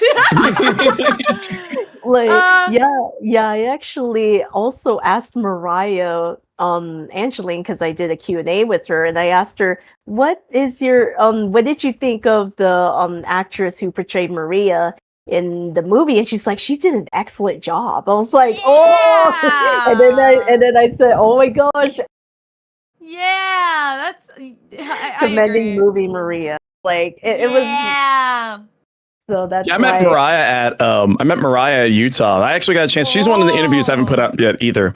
And yeah, we talked about movie Maria, and she basically said like the same sort of thing. She said like she loved it because not only did it feel faithful to just the Maria style from the original games, but also it felt like her own. Like they spun it in a proper different direction, but it still felt like Maria. And like again, they nailed it. They nailed that. I think that's really the concept of that. And that's why I tell people, and people are like, oh, you're just saying that because you're a Sonic fan. I'm like, no, seriously. If anybody wants just textbook examples of how to adapt something from either a comic, a TV show, a video game into the big screen to where it feels like, okay, this is good for the fans, but it's also accessible enough for new people to get into it. We're hitting all the proper story beats and the character traits and the beats, but we're also spending it just enough to feel like it is our own and it is our own universe. And boom, that's the Sonic trilogy. Quadrilogy soon to be, because I have 100% faith that they're going to keep that going into 4. I don't think so. So can I ask y'all a question real quick? Since Nella brings me into that, I want to ask y'all, and anybody in the chat too, like I want to ask this question. Who do you think should play Amy Rose in Sonic 4? If we're going to be picking an actress or so to play Amy Rose, who do y'all think would be a good choice for? Because they're going to pick somebody from Hollywood. As much as I would love to see like Lisa or Cindy or somebody like that to play her, they're going to pick somebody from Hollywood. To voice Tails, so it's not completely out of the question. Yes, but then after that they got Idris to play Knuckles, and then they got Keanu to play Shadow. So I think they're going back into that. Okay, so now we've already set the precedence with these two. So now we're going to go in that. But who do you think should play Amy? I don't know a lot of Hollywood big names. I frankly live under a rock. It's ironic. I'm saying this as a fairy who literally lives in the internet. I should know about everything on the internet, but I don't know a lot of Hollywood actors. Okay, I do agree with like a lot of people have said Anna Kendrick, which I don't blame them because like literally they're like basing it on because she voiced Poppy in Trolls, and I was like, yeah, like literally people are like Poppy and Amy have similar personalities, so that's why lots of people say Anna Kendrick. I see someone saying Anna Kendrick in chat. I saw that. Yeah, and then I know. My actual like what's interesting is that I was like I was actually having this chat like a while back. I was like, I was like, this is tough because most people have been saying Anna Kendrick or Kimiko Glenn. I was like, those are great choices. And then like literally my friend asked, but if it's not those two, who would you suggest or recommend? I'm like, oh, this is tough. And I'm like, I'm literally trying to think because it's like I'm trying to think of a celebrity actress who can voice like young, because obviously Amy is a young character, and she needs to sound young. So I thought about it and I'm like, maybe Kristen Bell because she does voice Anna. Yes, that was my answer. Oh my like she voices Kristen Anna. Bell would be perfect. Like Kristen Bell, I feel like Anna. I feel like Anna is like very similar to Amy, like in a way, yeah. Because there's that one in the first Frozen movie, and she's like, "It is not nice to throw people," and she's like ready to like throw hands. She was ready to like throw hands. Oh my god, yeah, she was ready to fight. Let me see. I can see that. I could see that. So that was Kristen Bell. Yeah, that is who I was thinking first. Two other ones I was also thinking maybe Ariana Grande, My wife actually kind of put her in there. I was like, oh, that actually probably wouldn't be just for like fierce energy. I think that actually would be pretty good for her. And then for me, if they're going like kind of a comedic sort of route, but also somebody who has good levels, I think Chloe Grace Moretz, I think would also be a really good choice for her as well. You know, hit girl. Ariana Grande would come like completely out of left field. Like, oh my gosh. Somebody in chat said Kimiko Glenn. I had to double check and see who she was, and I'm like, oh, actually, she would be a good choice too. I think she would actually. She's multiple characters in Hazbin Hotel. Oh no! Someone put Aquafina. No! No, not Aquafina. No. I think we can all unanimously agree on that. No. That's a little bit of a reach, I think. I'm not saying you're wrong, but it was like, I don't know about that one. Yeah, because I'm kind of like, are you just trying to troll us, or you're being serious? I'm like, no, not Aquafina, no. Because the weird thing is that the weird thing about Aquafina is that like I don't think it was necessary for Scuttle to have a song in the live action movie. No, I was like, so that really is like just no.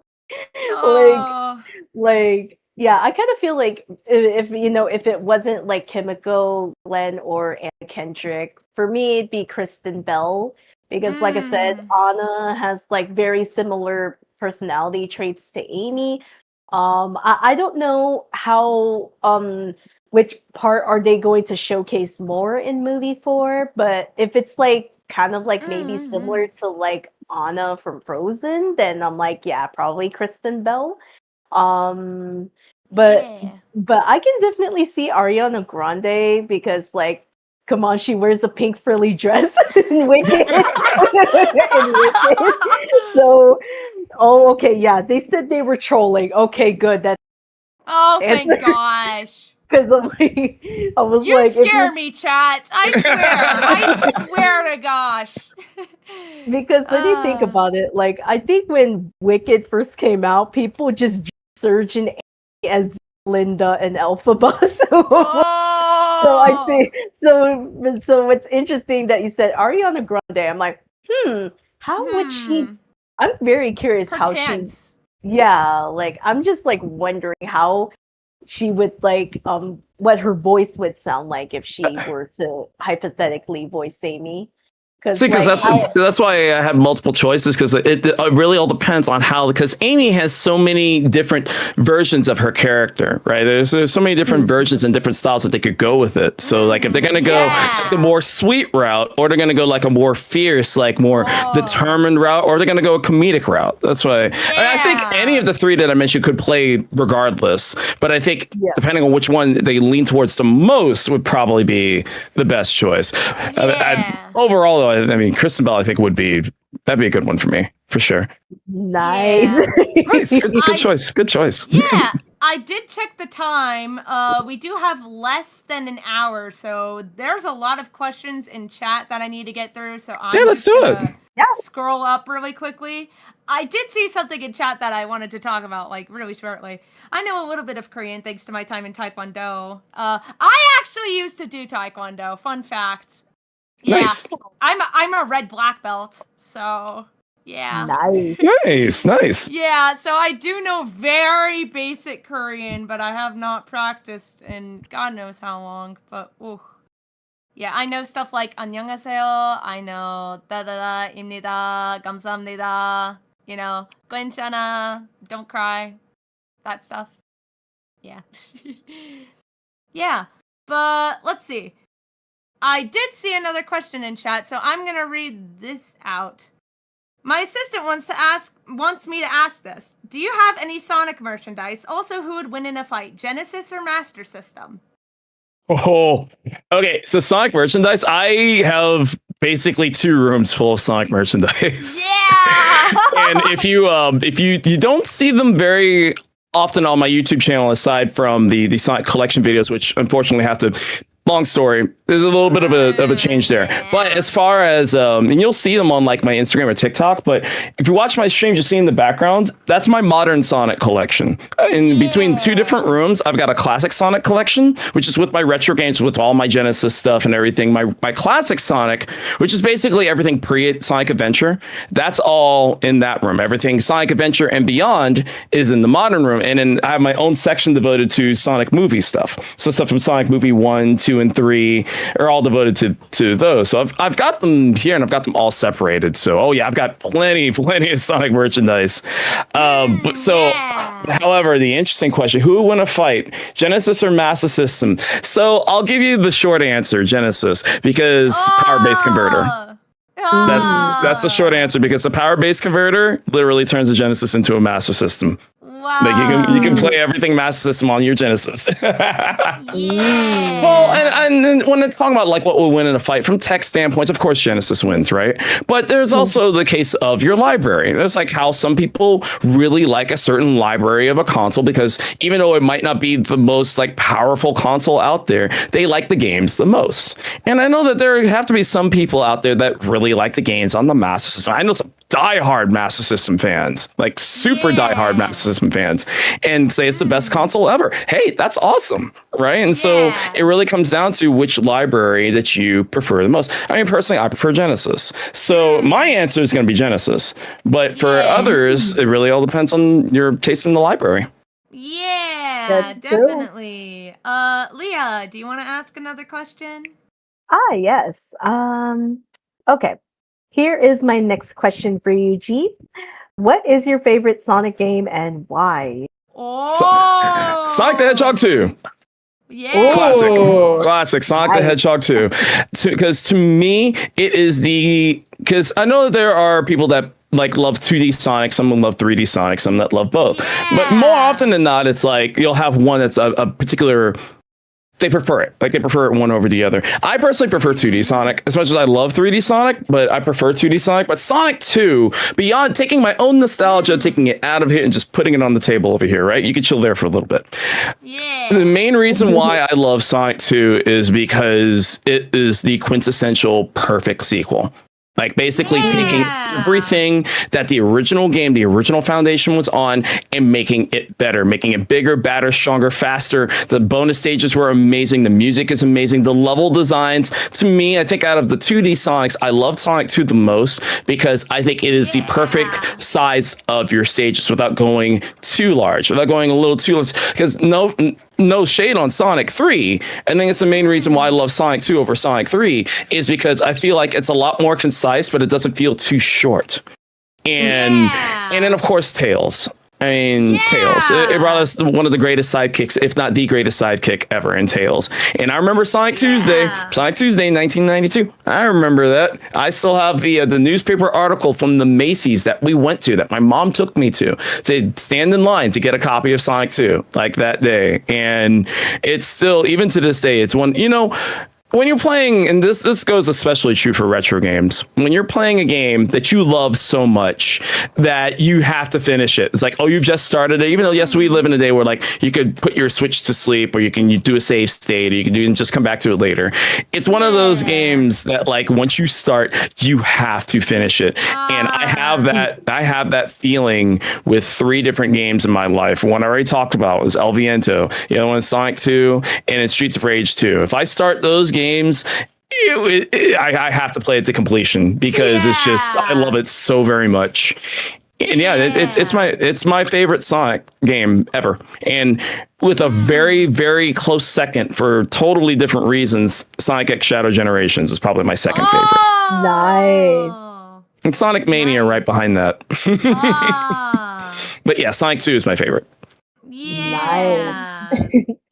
So I'm gonna go bounce right back to the live stream chat. We have another question. Say, who's your favorite Sonic VA? Jaleel White, Ryan Drummond, Roger Craig Smith, Samuel Vincent, or Jason Griffith? Oh man, make you choose. Oh my gosh, they're doing it. They're giving you the hard question. Nah, So chat, you little they're all buggers. wonderful. I can't say like, and I'm gonna also throw in Martin Burke and Devin Mack, toss them in there as well. Yeah. Like they all have portrayed Sonic differently, and I've enjoyed every single one of them. Like I don't think any of them have played like a lackluster Sonic, and they all sound different, but yet they still have the mannerisms of why we love Sonic. But I think if I have to pick one, and again, I'm trying to think just overall favorite and taking my own personal nostalgia and everything out of it, because my gut really wants to say Ryan Drummond, because like he was really just the first actual like voice of a video game Sonic that really got to me, that really tugged at the heartstrings, and I think he did it well. But I also really, again, they're all great. Roger Craig Smith was another one that like I just love his sarcastic Sonic. And going back into Sonic Boom, Boom. And I think like I loved his role in that so very much. But then I played Frontiers and I didn't realize just how well, because I was worried, because I knew Frontiers was going to be a more serious tone. I knew it was going to have a more somber story and a different feel to it. So I was worried, oh man, Roger Craig is so comedic. Like I wasn't sure if he was going to. And then I was just blown away how excellent he was in that game. I was like, whoa, okay. I was proven very wrong in that, and I think he did a phenomenal job. So it's like Ryan or Roger. It's hard for me to choose. I think I have to go with my heart. I think I have to go with Ryan. I think I do. Like between all of them, even though he didn't voice Sonic for very long, the time that he did, just it sticks in my heart the most out of all of them. So yeah, I'd say good old Ryan. Sorry. No, you're good. Yeah, I actually like I literally I have met Ryan, Jason, Roger, and then literally my friends are them. Yeah, all three of them. When you talk to each of them, they're very different. Yes. You know, like it's kind of like when you talk to Roger. Like I've talked to him like at least like twice, and I've met him twice, and he's so sarcastic. He is. Like he's so sarcastic as a person, and then they're like, because none of my friends have like met Roger yet, and then they said, so Leah, what's your like experience chatting with Roger? I'm like, oh, he's very sarcastic. Absolutely. It's like that's what I told them. They're like, really? I'm like, yeah. He is sarcastic. He is also very, I mean, respectfully, right? But he is also very super upfront. He is very good about like bouncing like what's immediately on his head. So I haven't done an interview with Roger, but I've done 2 panels. I've emceed 2 panels with him. And when you can absolutely, like when he starts talking, you can absolutely see the Sonic in his formation of the Sonic character. You can see how he owned it in that, and I kind of love it. But Ryan though. Oh no, I don't blame you. Yeah, because Ryan is like very nostalgic, you know. And then I know Roger has explained about the voice direction for Frontiers, and then he literally had to say they're like lower, lower, lower, and then he's like, there, you gotta be kidding me. That's what Roger said. He's like, you gotta be kidding me. That's how deep my voice for Sonic has to be in Frontiers. So you learn new things. Nah, he nailed it. He definitely nailed it. So I mean, as far as VAs, that's Sonic is always going to be the hardest ones that I feel on. I mean, for many of the other characters, it's a lot easier for me. For Tails, it's Colleen. Again, no offense to any of the other voices or any of the other voice actors and all that, because I think they're all pretty great. It's like for Tails, Colleen is my favorite. For Knuckles, it's Scott. For Shadow, it's David Humphrey. It's like they're my favorite. But again, Shadow was another one that's very, very, very hard, because I also really like Jason Griffith. I really like his Shadow. Yeah. Right. It's very, very hard. So, but for Sonic though, I'm like, oh, that's so hard. You're kind of like, why you gotta ask this question? Why you gotta do this? Why you gotta do that? Okay. Oh wait. Yeah. Oh, go ahead. Leah, would you like to ask another question? Yes. What is your favorite Sonic game music and why? Sonic game music. Okay, deep cut. Knuckles Chaotix 32X. Oh, very The melodies underrated. on that game are just incredible.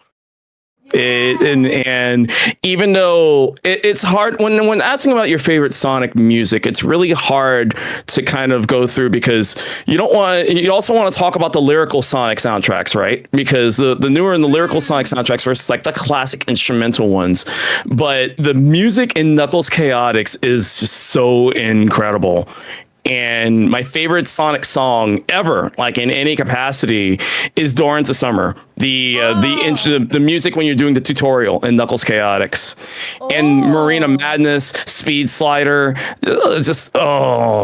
every time I play through that game, every time I play through that game, and I just vibe to the soundtrack on it. It's so awesome. But I know Chaotix is a special case because it's that weird part of the Sonic family that Sega like wants to admit is there, but also at the same time not want to admit it's there. Like seriously, why was it not part of Sonic Origins? Like, I don't understand that. You put the soundtrack on there? Great. Where's the game? It's like, they should have done that. But it's the 32X. I get it. I understand. But yeah, it's definitely my favorite. Behind that, probably, I would say, Sonic Mania. T-Lopes did an awesome job. Nice. Yeah. T-Lopes did a wonderful job. Adventure 2 and Unleashed. Yeah. Like Sonic Unleashed also has another one of my favorite soundtracks, and I guess one off the cuff one because I just recently played this game all the way through for the first time earlier this year, and I realized wow, the soundtrack for this game is absolutely dope. It's Sonic and the Secret Rings. Oh yeah. Nice. That soundtrack's amazing. I was like, oh my goodness. Game's not super great, but at least like the soundtrack was awesome. So yep, underrated. Yeah. I've been wanting to do a video about Sonic music. I've had multiple people ask me if I would ever do a YouTube video about like my favorite Sonic songs. I'm definitely cooking something around that. I would love to. Nice. That's great. Because I want to do more stuff for YouTube regarding Sonic's games, characters, maybe a little bit more of history or lore, and less about like the collecting aspect on it, right? Leave that to Instagram and TikTok. Like I want to do more on YouTube around that, specifically for the games. And music is such a crucial part of Sonic. It's always just that constant is music. And those are my favorites. Yeah. Nice. All right. I'm going to move back over the chat. And we do have a question from Trey Thornton, 19. Thank you for the question. Question. What are your thoughts about Sonic Riders? Somebody says this game was peak. Okay, are we counting free riders or no? I hate to answer your question with a question, but I'm like, are we counting free riders or no? I have no idea. So by logic, and because I've used in other YouTube videos that kind of consider the sub series of Sonic, like the All-Star Racing series or the Superstars series, and they count free riders because it's like, well, you're on boards that counts. it's Sonic Riders. I'm like, oh, so of course I have to take points away because of that. So free riders is unfortunate, but taking away free riders and Sonic Riders Zero Gravity, my personal thoughts on it were excellent ideas. I just wish that they would have been executed a little better. The controls for Sonic Riders are kind of cumbersome unless you really, really get the hang of the turbulence system. And especially like in the second one, once you get used to the time stop, which I'm not a fan of that because I feel it really holds up the action, but a lot of times it's the only way that you can win is by utilizing that. So a mechanic that kind of holds up the racing action for that brief second to shoot you to victory, to bypass what you're supposed to be maneuvering through. I don't think that was such a great idea, right? For that. But so to me, the original Riders, I think is the best of the three, but it comes with like that little bit of asterisk. Now, that being said, for anybody who has the access and the ability to, you should play Sonic Riders Tournament Edition. Or Sonic, or if you have GameCube hardware, Sonic Riders DX 2.1. It's like those are ones that you should play because a lot of the discrepancies that I said just now, a lot of the issues I said just now, they fixed a lot of those, and they added a whole bunch of bonus contents. Vib, you can play as knights. You can. So yeah, they added more characters. There's more music. There's more stages. Everything just has a new coat of paint. They tweaked up the controls. They added a lot more customizations for the boards. It's pretty dope. It's pretty dope what they've done for it. So, like, if anybody's going to play Riders, play Sonic Riders Tournament Edition. That's the way. For the sake of purposes, I will say find it on your own terms, but you should absolutely play it if you can. Yeah, I heard that Riala was playable in Tournament Edition, and I'm like, Mhm. yeah, Yep. yeah. Nice. I think that's so cool. Yeah. What's too funny is I read a not to go too far off here, but I read a post from vidIQ earlier today on Threads that was basically saying it's like you're going to look back at some of your old YouTube videos and you're not going to agree with what you said as you grow up, right? Because one of my first videos regarding Sonic that I made was about 10 Sonic games that you shouldn't skip, right?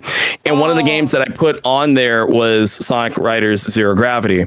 And I go back and I look at it and I'm like, oh, I should have put the first game on there. So it's funny how, like, when you've been doing it for so long, you go back and you realize how much your tastes have changed and how your attitude and how you see yourself as, like, because I'm almost completely different now than when I first started. So I go back and I look at it now, I'm like, Young G, what were you thinking? Come on, man. Patty, what are you doing? Like, You're come on, an man. idiot. Yeah, I feel that. Yeah. All right. Leah, you have another question? Oh, yes, I absolutely do. Yeah.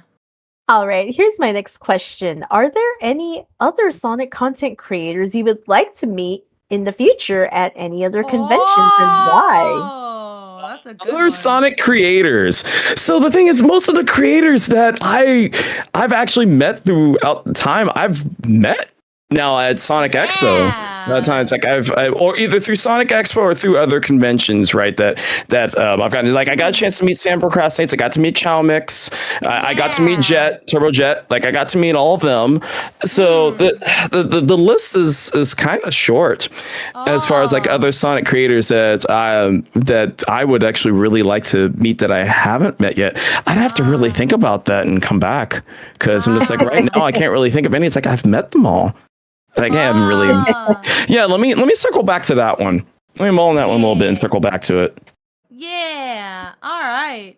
So I'm going to go on to the next chat question. Friendly reminder that there's less than 30 minutes left for the stream. So if you have any questions, please send them now, and then we can lightning round them later.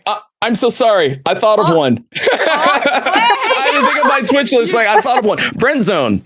I forgot about Brent Zone. I'm like, so if y'all know Brent Zone, he's a streamer on Twitch, and yeah, his passion for Sonic is awesome.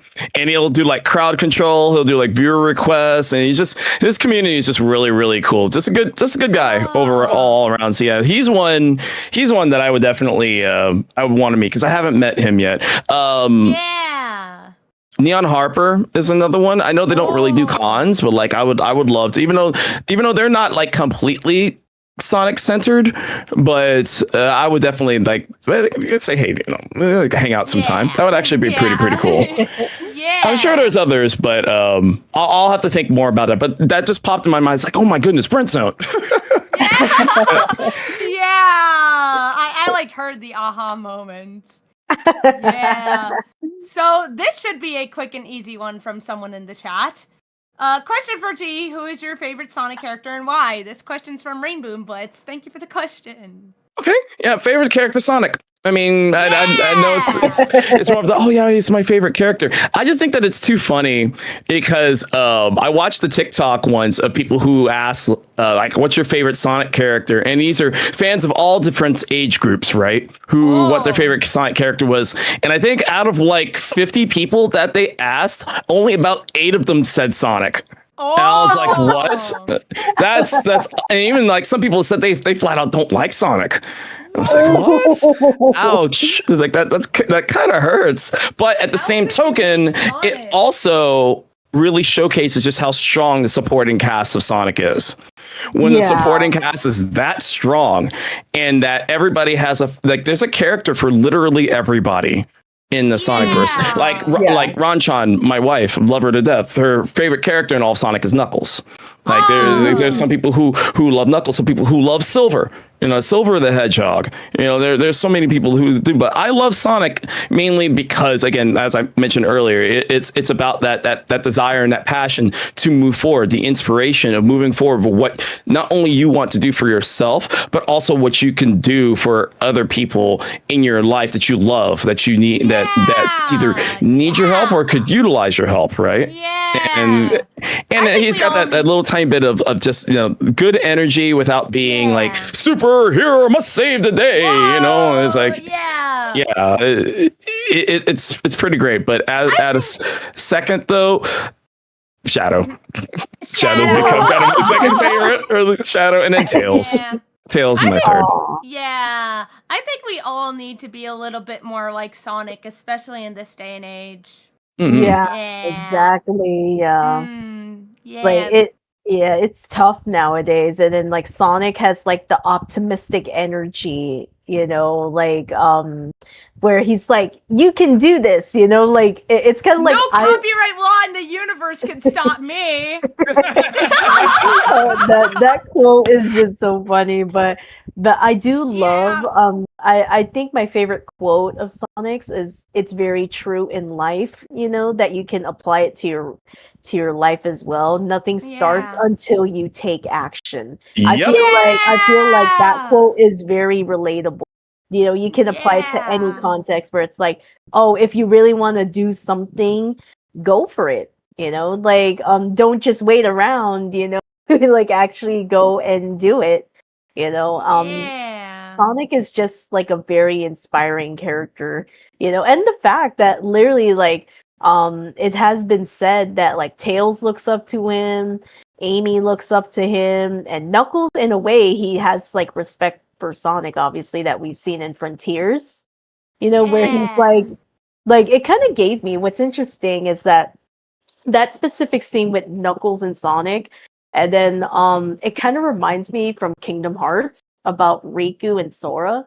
It kind of feels like Knuckles envies Sonic's lifestyle, and literally that's what Riku says at the end of Kingdom Hearts 2, where he's like, to tell you the truth, I was jealous of you, and he's like, what for? It's like, I wish I can live life the way you do, just following my heart. And it's like the parallel. When I saw that in Frontiers, I was like, you gotta be kidding me. This sounds like Kingdom Hearts 2 with Riku and Sora.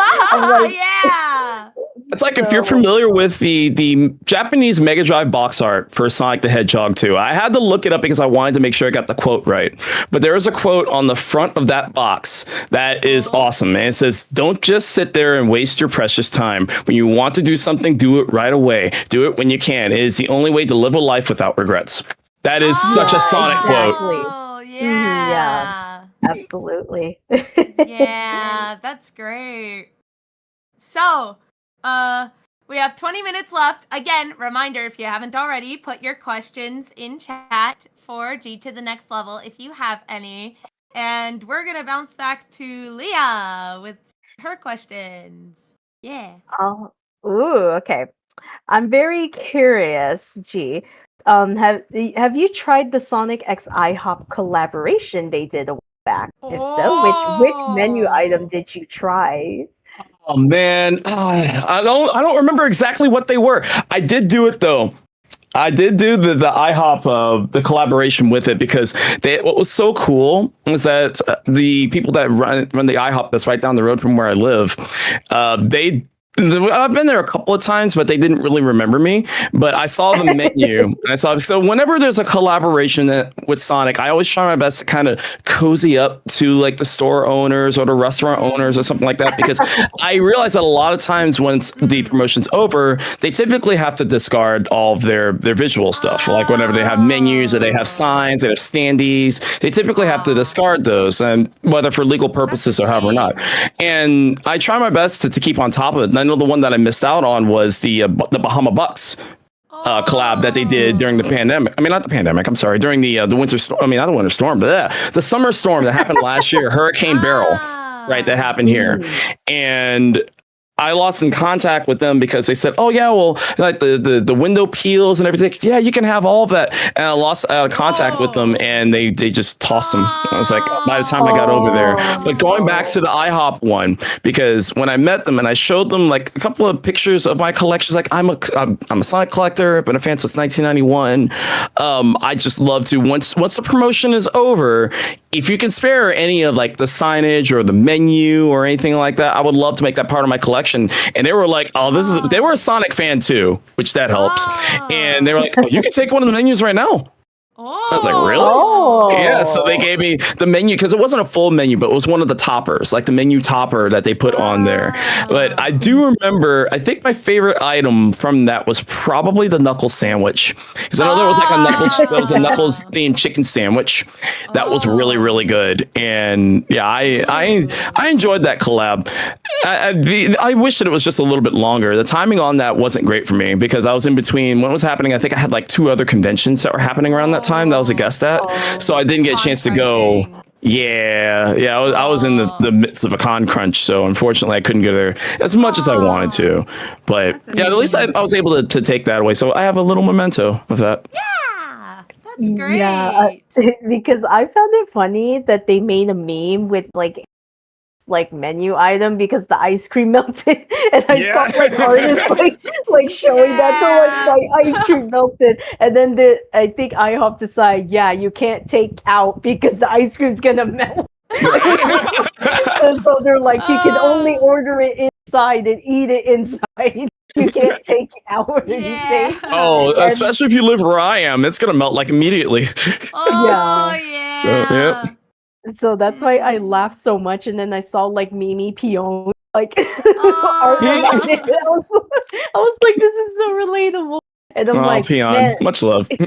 Yes. Shout out to Mimi. Let's go.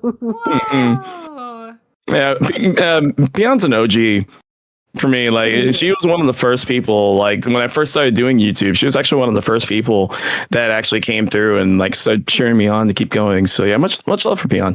Oh, that's so nice. Yeah. Oh my gosh, I'm trying to rack my brain to think of a question, but I don't worry, I got a bunch of questions. There you go. Leah's like, I got you, fam. I got you. Tag me in. Cover me. All right. I'm very curious, G. If you could suggest any new Sonic Symphony merchandise they would sell, what type of merchandise would you suggest? Sonic Symphony merch? Ooh. I want to see Sonic Symphony one day. Oh, because I'm thinking about what they have now. It's just more or less the basic stuff like t-shirts, hats, sweatshirts, all that good stuff. I think it's something a little bit more premium and a little bit more niche. Maybe like dang. I'm starting to think like not necessarily program books. I think it's something around the realms of like violin strings or something. Or maybe even for like a limited time, maybe only like one per event or something like that. Maybe a violin or something like that that's signed by some of the not the cast members, but like some of the crew members, some of the people who worked on it, like something like that. I think that would actually be really cool. Yeah, that would be cool. Because I don't think they could do like a CD or something like that because it's different. Like it's never the same show twice, so they couldn't really do anything like that. But I think one of the things that I would love for them to do at some point, because I know they haven't been touring for a while, well, one of the things I'd love for them to do at some point is to do something like, so you're all aware of, and I know this is because this is on the brain because my wife and I just went to it a couple of weeks ago, the stage show Hamilton. They actually have been showing for the 10th anniversary of it, they've been showing it in theaters. So they've been like touring it across theaters. And then before the showing starts, they have interviews. They show interviews with the creator and some of the cast members and the writers and everything that they did for that. I would love to see like a DVD. I put it in like in theaters first, because I'm sure they probably have been chronicling like behind the scenes and capturing as much like extra footage that they could for something like that. I'm sure they have. It would be crazy if they didn't. I would love to see something like that for maybe a fifth anniversary or something like that to pop in of the Sonic Symphony and have it so that, hey, most people who haven't been able to go to the actual show, put it in a theater and do it that way. I would love to see them do that. That would be Oh, so yeah. cool. I Yeah, heard the absolutely. Sonic Symphony sometimes does night stuff. God, I would die to see that live. Mhm. They didn't do nights at the ones that the one that I went to, unfortunately. And they were supposed to have another show here in Houston, but it got canceled. Like I don't know what happened. But the one that I went to, and it was amazing because I cried several times. It was awesome. I knew it was going to. Just like this is going to hit me so hard, and it did. And because it's so funny because again, going to me and my wife, because my wife is more into modern Sonic, so like a lot of the classic songs don't hit her. So like during the symphonic portion, like I was just moved during the whole part. And so for those who don't know, the Sonic Symphony, like most of them, I don't know if 100 of them do this, like 100% of them do this, but the first half is the symphonic part, which is mostly classic with some modern Sonic songs that they toss in there, right? But then the second half is like the rock concert. So I'm like moved to tears during the first half, and in the second half, my wife is like rocking out to like City Escape and everything, and yeah, it was awesome. It was. I really want them to do it again. I really do. I hope so. I want to see Sonic Symphony one day. That would be cool. They should do an entire night section for me specifically. Hey, Sega, get on it. Dig out the sheet music. I would love them to do just an all-purpose Sega Symphony. Just do a symphony of, and I think in time, especially with this whole, so the whole initiative, and it started with Shinobi this year, which by the way, I'm going to do like a not so subtle plug. Play the new Shinobi game if you're not played it yet. It's amazing. Please support this game. But anyway, starting with that, like they're doing this whole Power the Next Level thing where they're bringing back all these classic IPs. Like they did Shinobi, and then they're doing Crazy Taxi, Golden Axe, and Streets of Rage, and Jet Set Radio, right? They're doing all those. And I feel that like if these are popular enough and they do well enough, I could see them doing a Sega Symphony like in the future, because like Square has done it with their Final Fantasy, and there's several other different games. Sony's doing it with their PlayStation lineup as well. So like I'm thinking in time, once the demand is there, I don't think for a general public beyond the niche, for like a general public audience, I don't think it's there yet. But I think if they keep going at the rate that they are going, I think it could get there. I buy those tickets immediately if they did that. Yeah. It's like, please. Hey, Sega, Please. where's my and more? Where's Then my you would get, testers? yep. See, you would get Knights, and then I would get Streets of Rage. And then we'd all be, and then Skies of Arcadia could be in the symphonic portion. I would cry again. So yeah. Oh gosh, there's so much potential with the symphonic stuff. Like gosh, they could do it. I think they could. Yeah. Leah, do you have another question? Yes, I do.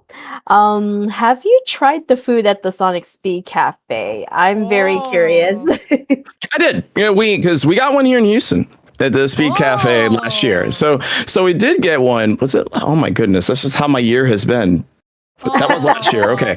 Yeah, exactly. 2025. Am I right? But the thing is that, I did have it. I went there quite a few times.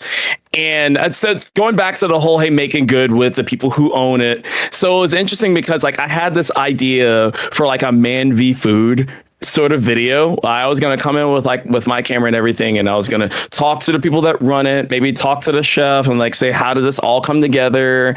And they said that they were going to try to see, like, because there's still one owner that basically runs the whole thing. There's one owner, and they loved it. They loved the idea. It's like, we love this. Yeah, let's talk with the owner and see if they would want to do it. Unfortunately, the owner shot it down. So we didn't, and he said the reason why is like he doesn't think it was a bad idea.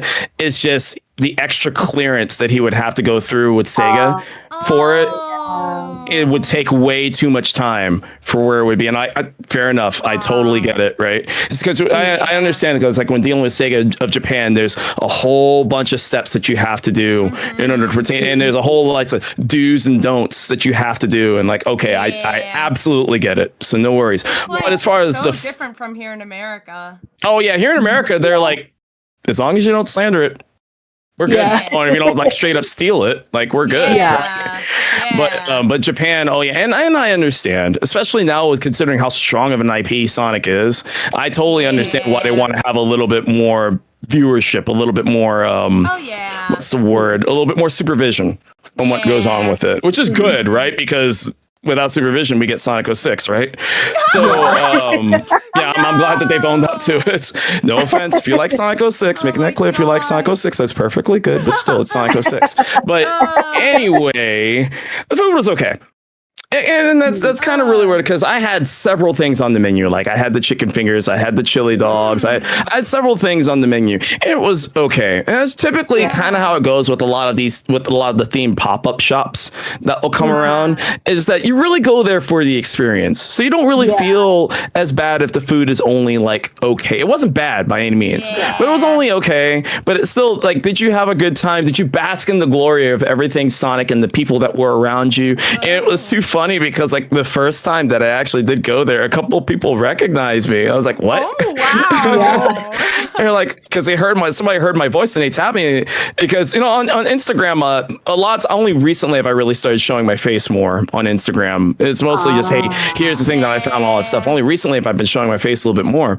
So somebody heard my voice, they're like, aren't you Cheats in the Next Level? I was like, yeah. So I knew I recognized your voice. It's like, how what you've been doing on TikTok? I was like, oh, thank you. So it was really neat. But but what was cool is that when they were starting to shut down, they couldn't give away like a lot of the big stuff, because they had to bring it to the next. I think it was it Atlanta that was next? I think it was Atlanta that got it after that, or did they go back to California? One of the two. But they had most of the larger stuff they had to bring over there. But they did let me take home some of the stickers. They let me take each of like the fry holders for each of the characters. They let me take some of the cups. So I was like, okay, cool, like very cool. But yeah, I would love to see it come back again. Yeah. I just wish that maybe like the quality of the food was just a little bit better, but the experience was wonderful. Yeah, absolutely. I've been to it like twice, because it's been at San Diego during San Diego Comic-Con. Of course. Twice. So I went to it like probably like 4 or 5 times during San Diego Comic-Con. And yeah, it's mostly for the experience. I think what's weird about it is that if you order the chicken sandwich, it doesn't come with the fries. It's like separate for whatever reason. Really? Like it's weird. Yeah, like it was weird, because like I was just like, because when I went there, I was just like, oh, does the fries come with the chicken sandwich? They said no, it's separate. I'm like, what? How come how come the burger doesn't get the fries? That's weird. Like burgers and fries are always go together when you order, at least. Yeah, seriously. Like that's a thing. I found that strange. And then but what's weird is that the Pico Pico tenders have the fries, and it's like, okay, so you have the chicken tenders with the fries, but the burger doesn't get the fries? I'm confused by that. Like that is weird. Confuzzling. Weird. I wonder if it has to do with the cost, like basically the cost of the items itself. Maybe, I don't know. Like it's a little strange. That was a little strange. Or at least to have an option there to be like, oh, well, you want to get it in a bundle? Even if it is a little bit more. But that's weird that they didn't do that. Yeah, I'm kind of like, you do realize fast food joints do this? Like they have a meal if you burger and the fries and a drink. Like, oh my god. So yeah, they don't even have a bundle. But I actually got to do a Q&A with one of the co-founders of the Speed Cafe. It was like an impromptu one. It was like an impromptu one, and the staff got like familiar with me because I kept going back to it, and they're like, "Hey, it's you." So luckily, one of the co-founders, Kevin CEO, shout out to him. He took like 90 minutes of his busy time to do the Q&A, and It was, and I wasn't expecting it. I literally and I literally told my friends this was like an improvised one where I'm like, I didn't expect to do it like the pre-recorded one. because I normally don't do my Q&As like that for obviously for this series because mostly live, but luckily my friend was there, so she just because I was like, might as well go do this because he gave me like 19 minutes of time, so that was that's awesome. Yeah, it was such a surreal experience, and yeah, like their food is probably like a 3 out of 5 if like rate it. Yeah, it was fine. Yeah, like that's what it's like you said. It's not bad, but like it could be like a little bit better. I just noticed we are nearing up upon the 2-hour mark. So let's see. So I think we could do one more question. Let's end it off with this question. Do you have any advice for people who are aspiring to be content creators? Yeah. Oh, you hit me with the question that I ask my voice actors when I do an interview. It's like, what's some advice you could give for somebody who wants to do it? Okay, so what's some advice for anybody who wants to get into like online creation that I do? Probably my best advice, first of all, is that if you have a passion to do it, then do it. I'm going to tell people straight up, like gloves off, a lot of your early content is going to suck. I can tell you that firsthand, like my first creations and whatnot were terrible. And your energy is not going to be anywhere near the level that you think it is in your head. And the more that you do it, the better that you're going to get at it. And especially in the case of streaming, like if you're going more towards the live streaming route, I mean, this qualifies for any facet of online creation, but I feel streaming, this applies more than anything. It's a marathon, not a sprint. It is something that is going to take time for you to grow and find your voice and find exactly how you want to do it. And always remember, because I know there are two things that I feel whenever people ask me this question, that their answer when they come back to me are these two things. So these are the two things I have to say. One of the things I always hear is, I don't have the right kind of equipment. I want to wait until I get like this X computer or this wonderful phone or this outstanding microphone or anything like that before I get started. Do you have a phone? Yeah, you have a phone. Okay, cool. You have the equipment you need. Go, get started. That's really what it is. The more that you get hung up on, and I say this from experience because I was in that rut. The more that you get hung up on trying to have the best equipment is just going to slow you down. And it's going to slow you down from when you get started too, because the majority of like some of the more popular videos that are out there are basically done straight up from their phone with very minimal editing. And it's something that like, it takes, and I guess on a side note to that, that's not the third thing, the second thing I was going to say, but I'll put a side note to that, is, oh my goodness, I lost my train of thought on that. But don't worry about the equipment. No, I'd probably say out of any equipment, if you do decide to upgrade your equipment later on, do your audio first. Do your microphone first, because audio quality is so crucial. Like it is incredibly crucial. There are so many times when like I walk into a stream or something like that and the audio is like super crunchy. I was like, no. Yeah, for live streaming especially too, you need a good mic. But you don't have to spend several $100s on a really good mic. You don't need an XLR. That's our number one thing I hear a lot of people like, you need an XLR mic that'll cost like $250. No. This microphone that I'm using right now, this is an Elgato Wave 3. This mic cost me $80. I've used it for the past 5 years and it's awesome. It is plug and play. It's easy to go. Boom, done. Like I love this thing. That's all you really need. Two, and this is something that you're going to have over time. Have a plan. I kind of figure out like, hey, what's my story? What do I want to do? Like, what do I really want to do when you really want to start? Like, do I want to talk about my collection? Do I want to review games? Do I want to showcase my voice acting skills? Do I want to make AMVs? Like, do I want to just play retro games? Do I want to do this particular facet? Find out what you want to do. Take those ideas, because by nature, we probably have about 20 ideas of what we want to do. Yeah. Bring them down to about maybe 3 or 5. Mm-hmm. And then out of those 3 or 5, pick the ones that you want to do first. And then just kind of go from there. You can come back to the rest of them later on. But like do those first off. And I guess the other thing that, and again, this also comes from my own personal experience that I hear from other people is, man, but so many people are doing this subject or this thing or this. Like, I shouldn't do that because this bigger creator has done this or this person has streamed this. Like, I shouldn't do that. It's like, yeah. And here's what I have to say to that. It's like, yeah, they did. But have you done it? No? Okay. Yeah. They haven't heard your voice. Your voice is not what they said, right? And people will want to go through those similar subjects and hear different voices. Now, and then that's not to say like if basically your thing is going about like current events, then that's going to be a little bit different.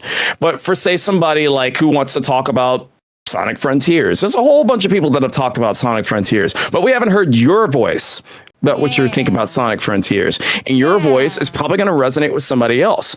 And then that somebody else is going to tell this other people, hey, did you see that video about this person who talked about Sonic Frontiers? Oh, it's really good. Here it is.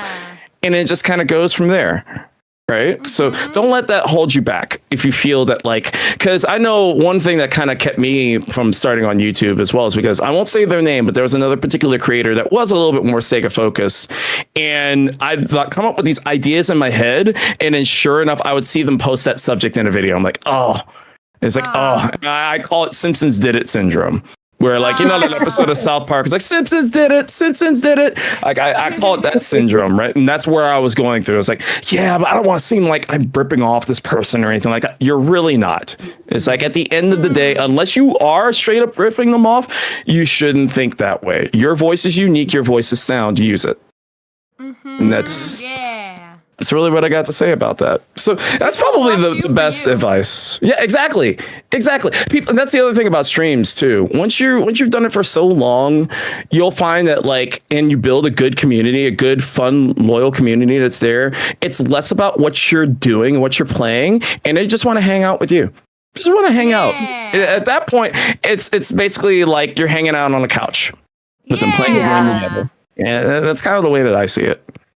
I'm hanging out with chat, giving them noogies constantly. Wow, that's great advice. That's great advice, G.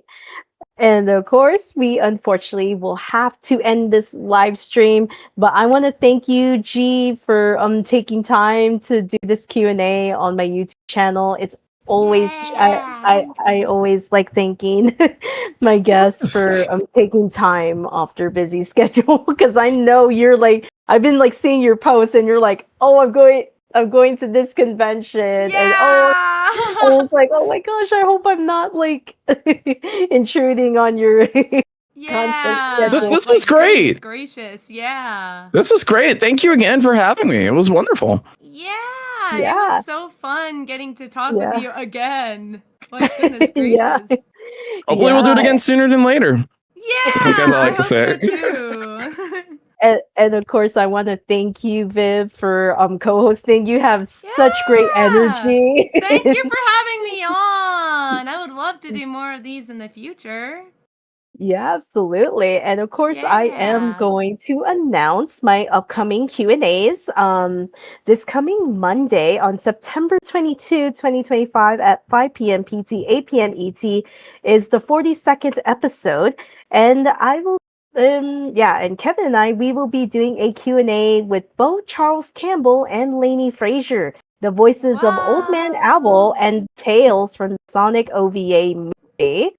And then the next episode is next Thursday, September 25th at 1 p.m. PT, 4 p.m. ET is the 43rd episode. And this is my very first non-Sonic special guest. And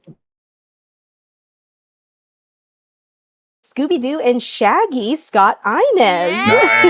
Very nice. So if you want to ask Scott Inez any Scooby-Doo questions, here's your chance. And of course, the next one, the 44th episode, is on October 23. 4 p.m. PT, 7 p.m. ET is Q&A with Bill Wise, the voice of Knuckles from the Sonic Whoa. OVA movie. Yeah. Yeah. Yeah, so if you want to ask these voice actors your questions, here's your chance. And who knows, I may get other on special guests in the future. You never know. Yeah. Yeah, so I want to thank you all for tuning in and asking like great questions. You guys questions Yeah. great. And it's definitely a lot to this Q&A. And of course, don't forget to like, share, subscribe, and turn on that bell notifications for upcoming live streams and video content. And I'm going to announce this in this live stream. I have announced next year's Serenity Spring Festival 2026 and should be hearing some guest announcements coming soon. Oh. So be on the lookout on Twitter, my Instagram, and Blue Sky. So if you have not followed me on Twitter and Instagram, and for my Instagram, it's Liaserenityrose 3. Just to keep that in mind. It doesn't. It just has like 2 numbers after. But thank you all, and may you all have a rest of your night or day, depending on which time zone, because time zones exist. Yeah. Time zone. Time zones. But have a wonderful night, everyone. Bye. Bye. All right. Thank you all. Take care. Thanks.